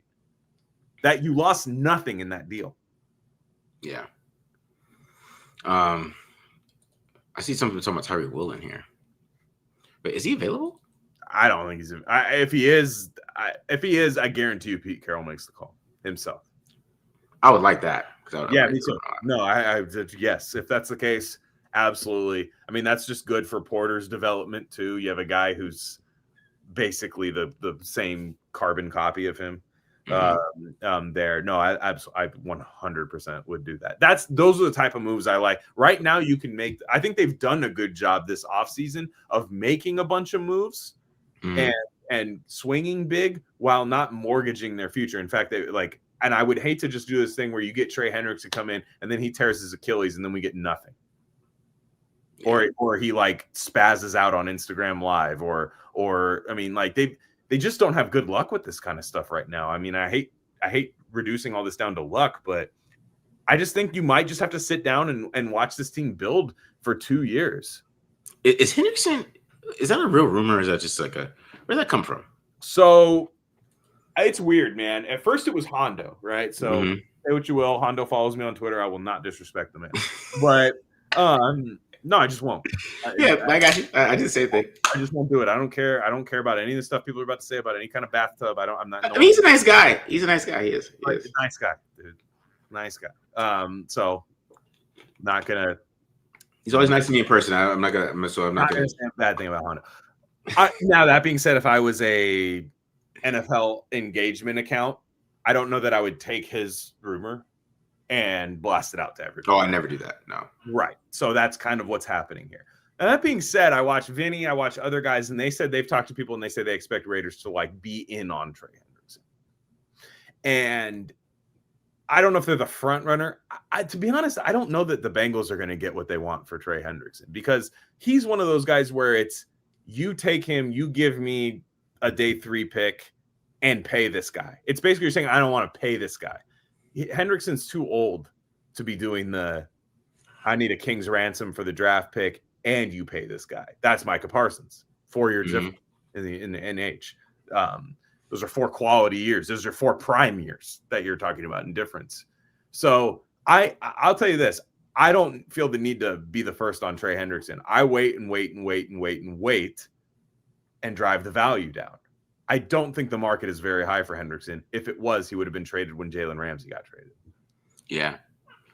Man, these guys got me looking up Tyreek Woolen. Yeah, I haven't seen anything about that. I know, but I mean, because they're saying that the cornerbacks are kind of loaded. Yeah, what do they have? Witherspoon. They have Witherspoon, but the opposite corners, I don't think they're that good, though. That's why. No, but it's McDonald. It is a scheme change when you're talking about Woolen. You know, what I mean is McDonald is different, right? And I think Woolen didn't have that great of a year last year under McDonald. So that could be a casualty of that, now that I think about it. That'd be a great casualty. I'd give up a 5th or a 6th round pick for him. No problem. That'd be a great casualty for the Raiders. Kobe Bryant. This is the one out of Cincinnati, I think. Yeah, he's a pretty good corner. Yeah. And I think you're talking about the guy at what's his name drafted. Pete Carroll drafted another Kobe Bryant at Cincinnati. Yeah, I think he's the other corner. Is he? Yeah, that's what people are saying. Yeah, I don't see no Kobe Bryant in here. I'm looking at the roster. I don't see him. Yeah, man. If they're loaded. I mean, their defense did look good against the Raiders. Second unit, and Mike McDonald's a good defensive coach. And I mean, if they're looking to get rid of him, I would try to sneak in there and give them something to get priority on Tyreek Woolen. Yeah, for sure. And I'd see what safeties they don't want either. All right. How many points are the Raiders putting up per game versus giving up? I think the number is going to be close to each other. I'm gonna go 25 and 23. Yeah, I'm gonna say 27 and 24. Oh, you're going 27. Okay. Yeah, they're going to score a shit ton of points this year. No, I do. I think this is gonna be a really good offense. It has to be. I mean, it has to be. There's no excuse for it not to be. You paid the number one. You have the highest paid OC quarterback that's gotten literally nothing but better in his career. I know he's older now, but when you say older, the minority owner of the Raiders is the oldest quarterback, not named George Blanda, to play. So, Tom Brady, he's not going to care about any stuff like that. And they have Bowers. I think they expect a lot out of Mayer this year. I think they have 2 receivers that are going to come on late. I think Besh will be good like right away, honestly. And I think Tucker. I mean, you every day there's a clip of Trey Tucker destroying somebody in practice. I know our DBs were a little concerned about, but that's a good sign for Trey Tucker. Year 3, this kind of development of that 2023 draft class, which I think is the key to this team being good this year, is that 2023 draft class. I think the offensive line is good. I don't know. I'll die on that hill, I guess. I think they're going to be a good unit. I do too. And I think Genty there's a reason he was picked high. Everybody I know that's a fan that is a fan of another team that drafted a running back this year, they do this thing where they immediately compare them to Genty. They'll be like, I think Travion Henderson's going to be better than Genty. I think Omarion Hampton's going to be better than Genty. I think Caleb Johnson's going to be better than Genty. They know that Genty is the real deal. All right. So like they're constantly trying to like, it's like a Western where like the badass walks into town and everybody tries to fight him, you know, like it tries to catch him slipping and stuff. I think Genty's a beast. They have no excuse not to score at least 25 points a year this year. I agree with that, dude. I'm 25 and 23, but that's still a good plus point differential. But I still think I don't think they're going to be like where they're just giving up like 40 points a game on defense. I don't think they're going to be that bad. I think they're going to be annoying, where they're going to annoy us, where it's going to be like a lot of completions, or there's going to be some points where they just the offense can't get the ball because the team's just constantly getting tiny first downs over like when they play the Eagles. I'm gonna be upset that game. Yeah, all the fucking pushes they're gonna be facing against playing that the type of defense they play, because they're a 4-down team. Like Jalen Hurts would literally throw a 9-yard out on purpose on like 3rd and 10. Yeah, you know what I mean. So it's gonna be teams like that. They're gonna know the hell out of me, but it is what it is. All right. Next question. Running back should be Genty, White, McCormick, Lobby. Thoughts? We kind of talked about this already a little bit, but I mean, I agree with that. Yeah, I mean, you're cutting Mostert. I mean, I was just saying, like, it seems like that's what's going to happen, but we'll see. Yeah. What did they bring in? Zach Wilson? That's not the worst backup. It's not the worst backup in the world, but you know. People are talking about, by the way, somebody here was saying this. People are, because I didn't like this guy in the draft. Yeah. Jackson Dart. People are saying Jackson Dart's having a crazy preseason and all that stuff. He looks incredible. Zach Wilson had the preseason of all time. I'm telling you. If you go back and watch Zach Wilson's preseason, the year he got drafted, balling. But I didn't like it. I just didn't like him coming out. I'm like, I just don't, this doesn't work for me. Like, it just seems too, not gimmicky, but it just felt like, I don't know. Jackson Dart, what bothers me is that Ole Miss should have been in the college football playoff in the worst SEC year in years. That the SEC was, by their standards, ass last year, right? So I just saw there was a question, are you guys going to be mad if Jackson Dart's good? No, I won't be mad. He's on the Giants. I don't care. But I was like, why couldn't you look? I mean, you have 6th-round guys like J.J. Pegues on this Ole Miss thing, and a bunch of guys drafted before him on defense. I was just like, how are these guys not good? You know, how are these guys not good? So it's preseason. Yeah. Because I was going to say, you know, where does Daniel Jones' nickname come from? Preseason. Yeah. That's where the Danny Dimes nickname started. Hey, Daniel Jones won a playoff game. Yeah. I'm just saying, like, Zach Wilson has not won a damn thing. Daniel Jones is still a little bit ahead of those guys, in my opinion. Like those like bust guys. Mm-hmm. Like people talk about him because he was in New York, right? Like Daniel Jones in New York and stuff. Like, yeah, I'll tell you right now, man. Daniel Jones might play competent football in Indy just when no one gives a shit because nobody watches Indianapolis Colts right now. They just don't. They don't have Peyton Manning and Marvin Harrison anymore and Dwight. Yeah. So he might just go out there and play like okay football, and the Colts might go 10-7 randomly. Yeah, it's a possibility. They have a good roster. They have a nice, solid roster. You know, he's basically like, you know, a souped up AOC, where it's like sometimes he'll play really well, and then he'll just do the stupidest thing in the world. Yeah, Because that's Daniel Jones' problem, is that like Daniel Jones will like be playing really well, and then he'll get to like the red zone and he'll be under pressure and just like throw the ball like 50 feet in the air for no reason. Yeah. And he's like big as hell too. You're like, dang, you're big as shit. Like this should work. Like just out of nowhere, it's like, what the fuck are you doing, Dan? True. No, it's true. I'm pulling for the guy though, because I think you got a raw deal in you. I just hate when New York, they do this with their baseball team. Anthony Volpe at shortstop. You're not New York material. Like, I hate that shit. It bothers the hell out of me. I hope he balls out in like a team that nobody cares about, like Indy, you know. Mm-hmm.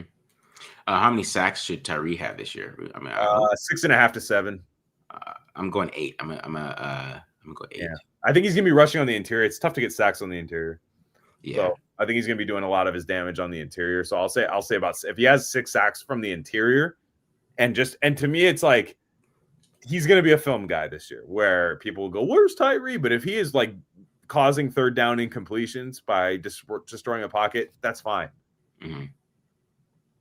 Yeah, if he wants that 5th round option, he needs 8. Yeah. Yeah, I think so. He's gonna need 8 to get that 5th round option. Yeah. That's next year, right? Because he's this year 3. They have to make a call on it. Like next year's technically his 4th year, like next year, but they have to decide if that's the case. To be honest, on defensive ends, that's like usually a no-brainer unless you're awful, you know, like because it's still pretty good money, the defensive end, because defensive ends get, you know, we're talking about Trey Henderson's getting $30 million. He thinks he's getting $30 million. The 5th year option for the 7th overall pick 2 years ago, or 3 years ago, I can't remember how much, 3 years ago, is not that crazy. So I think he's going to get his 5th year option picked up. But yeah, I mean, you hope. What you hope is that he gets his 5th year option picked up. Malcolm Kuntz, after the first 4 games, really gets that knee going again and the bend and all that stuff, and then you start being able to kind of cause some pressure and maybe some interceptions with your athletic secondary and stuff. Yeah, he's the key. Tyree is the key. If Tyree is a good player this year, like, or even really good, I think they're a playoff team. If he is like, holy shit, Tyree Wilson's here, like, and he just has a few just game wrecking plays a game, like where you're like, damn it, man, like how do we they're a playoff team if that happens. If he's not, then they're not, probably. You know, I thought Kuntz looked good on last Saturday. Yeah, I thought he looked pretty good on film, and you know, he got I think he got a couple pressures that, you know, and they're just getting rid of the ball really fast. But I thought he looked like he's coming back. That's what I thought when I was watching him. Okay, I was like, okay, I was like, there you are, right? I mean, I haven't seen you in a while when I was watching him on film. I was like, okay, there you are. I see you. I see we're a little back there. All right. Is PG going to call defensive plays?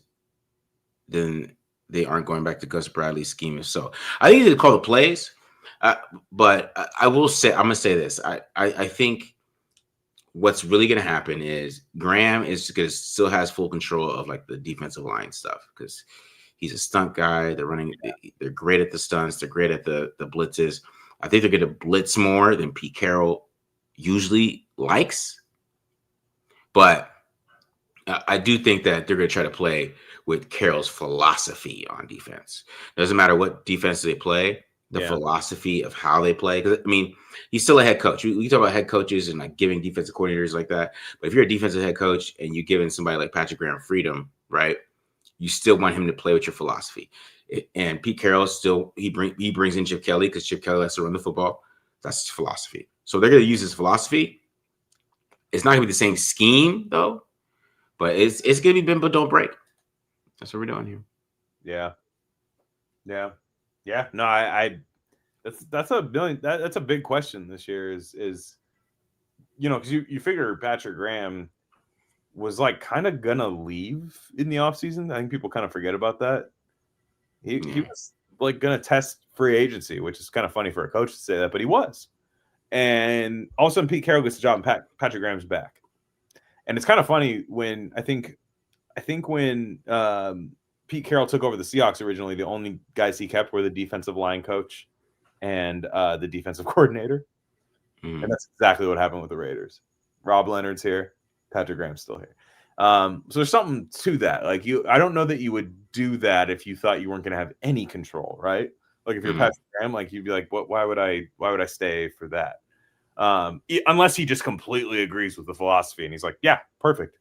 It's exactly what I want." I'd love to hear Matt Holder's opinion on that at some point, like, throughout the year with what he sees in the film breakdowns. It's like, I think you'll be able to see it, I agree with that, dude, for sure.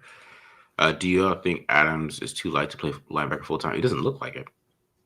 No, and I'm sorry, the guys that they're saying are going to play full time are so prone to like misdirection and over pursuit, and I don't know, man.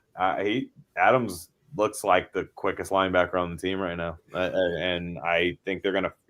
I was completely wrong when they signed him. When I said he was just a camp body, he looks good, man. He looks really good at linebacker. I'm not gonna lie.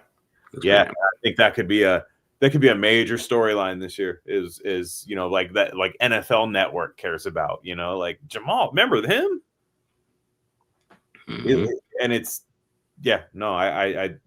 I'm not going to put any limitations on Jamal Adams right now because he's already shattered the ones I put on him. Yeah, for sure. How about Jacorian Bennett for not beating out Darnay or Stokes? We needed that. I mean, don't get me started. On Thomas Booker better play some ball this year. Yeah.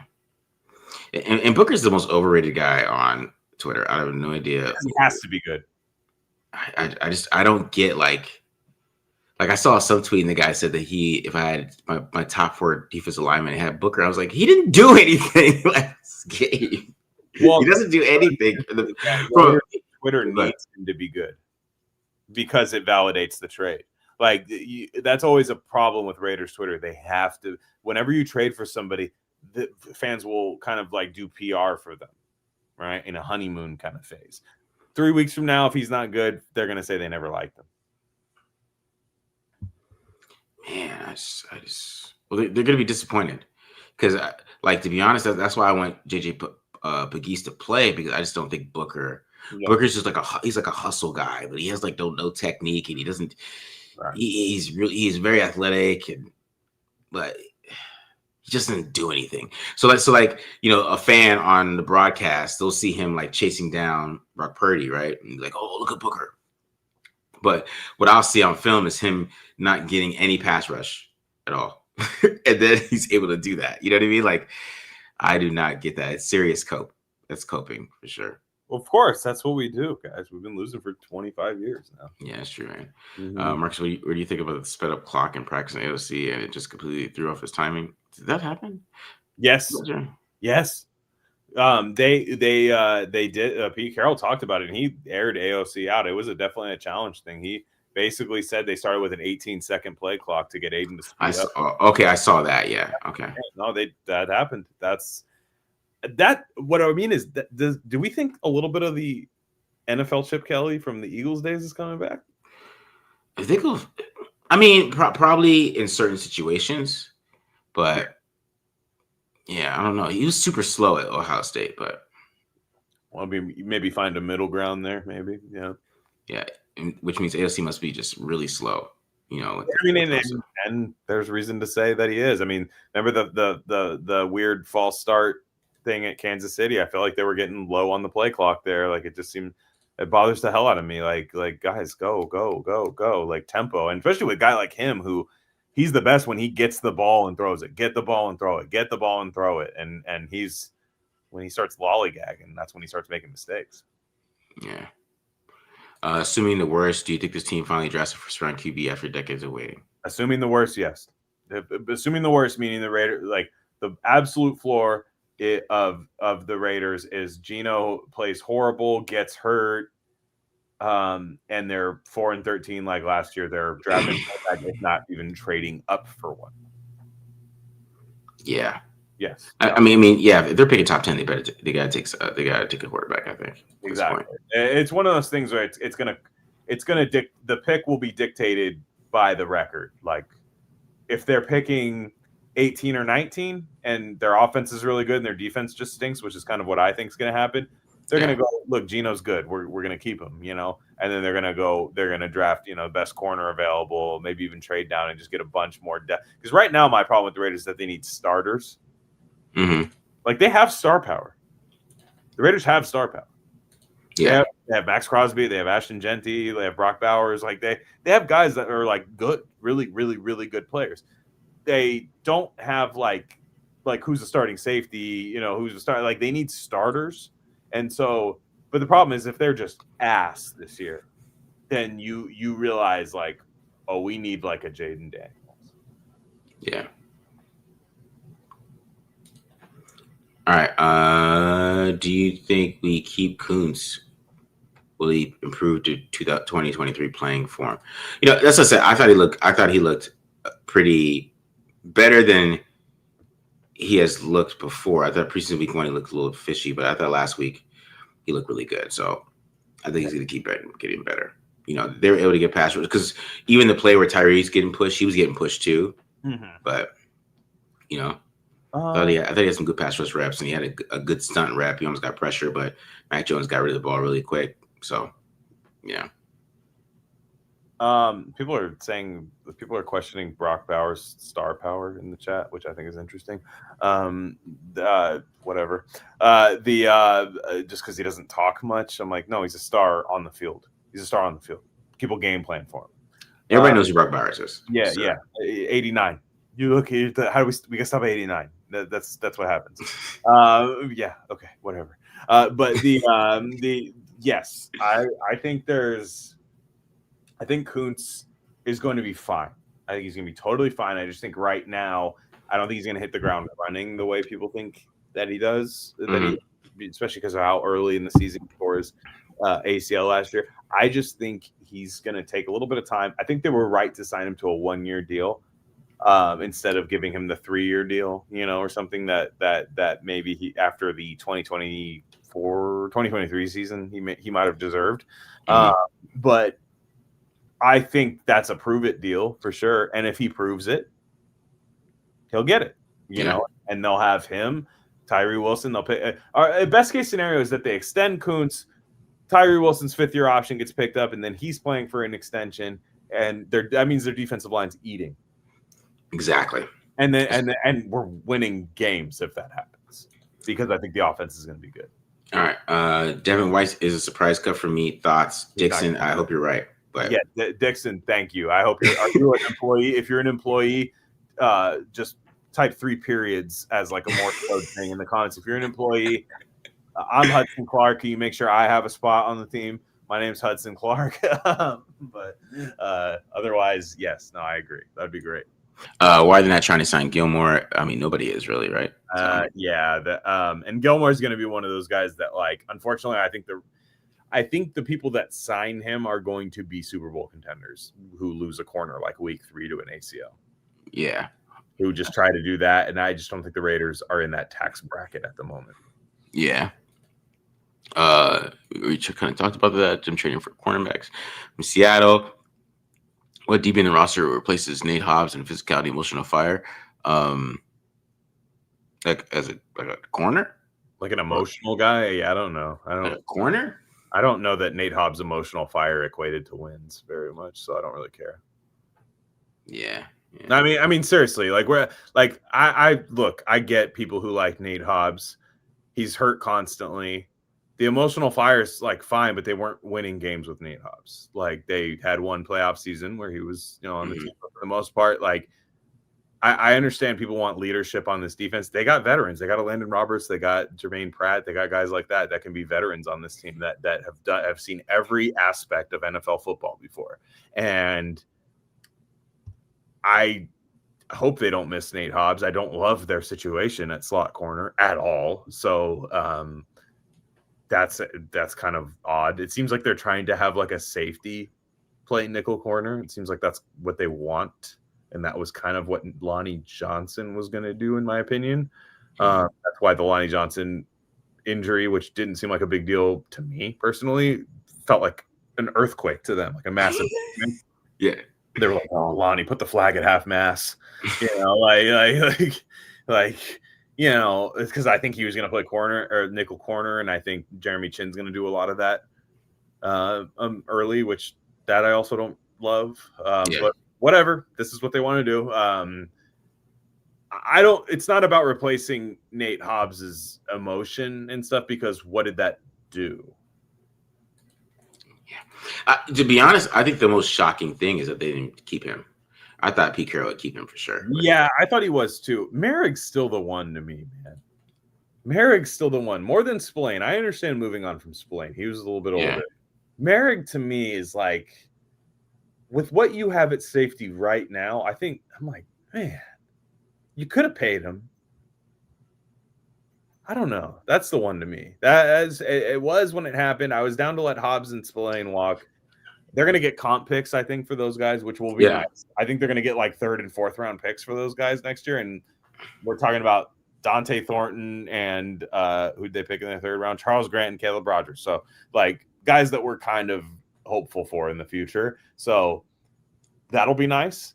But Merrick was the one to me. Like he would have helped this team a lot this year, I think. He was playing good ball last year. Yeah, that's why I thought they were going to draft a safety, but they didn't. So, you know. It was a Chip Kelly year. Yeah, I guess so. Is Patrick Graham going to be scapegoat at the end of the season? So, I mean, I hope not.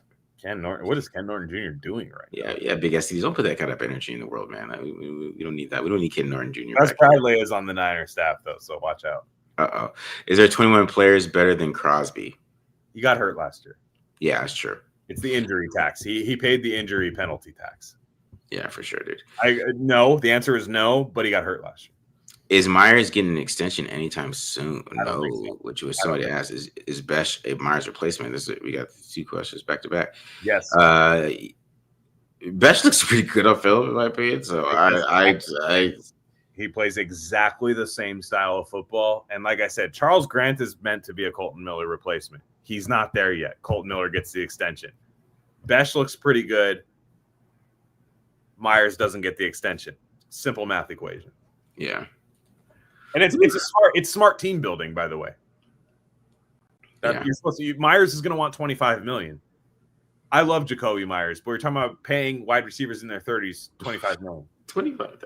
That's what I'm saying. When you have a guy in the 2nd round making a fraction of that, and he'll be a year experienced in the scheme, that's called team building, which the Raiders have not done in my lifetime. By the way, that style of team building.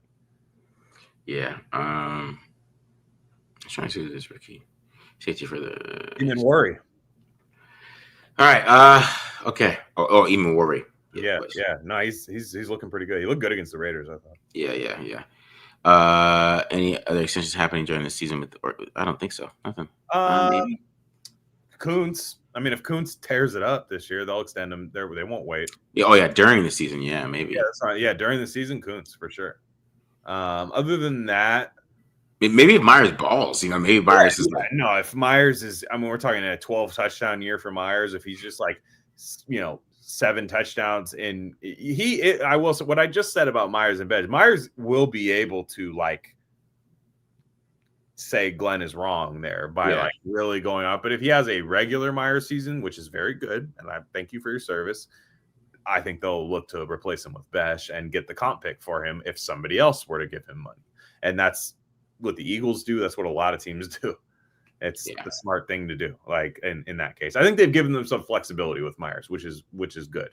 Parham too. Your guy Parham could get an extension. Yeah, yes, that's true. That is very true. Tucker's another guy. Tucker's a guy. If Tucker has a nice year, Tucker's another guy that could get an extension. Michael Mayer's on a 4-year deal. This is year 3.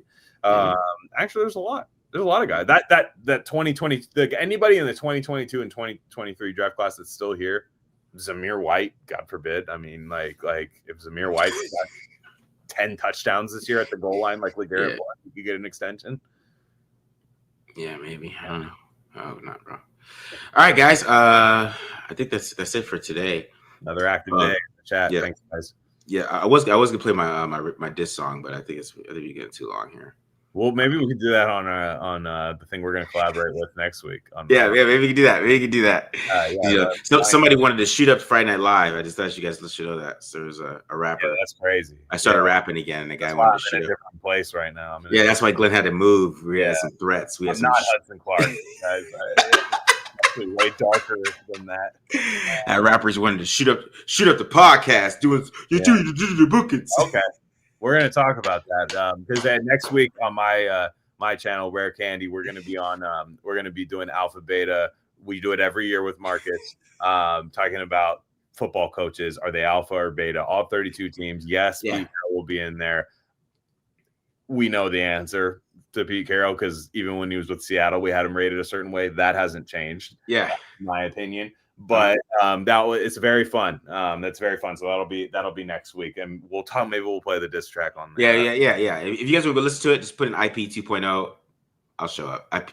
Merc versus Chino, and you'll listen to it. But I just want to shoot on my podcast, man. I thought that was a little crazy. Like, hey, we just have fun on here, man. I don't know that's about. Glenn. But anyways, we're out of here. Guys, it's subscribe. Let's subscribe. We're out of here, guys. Peace.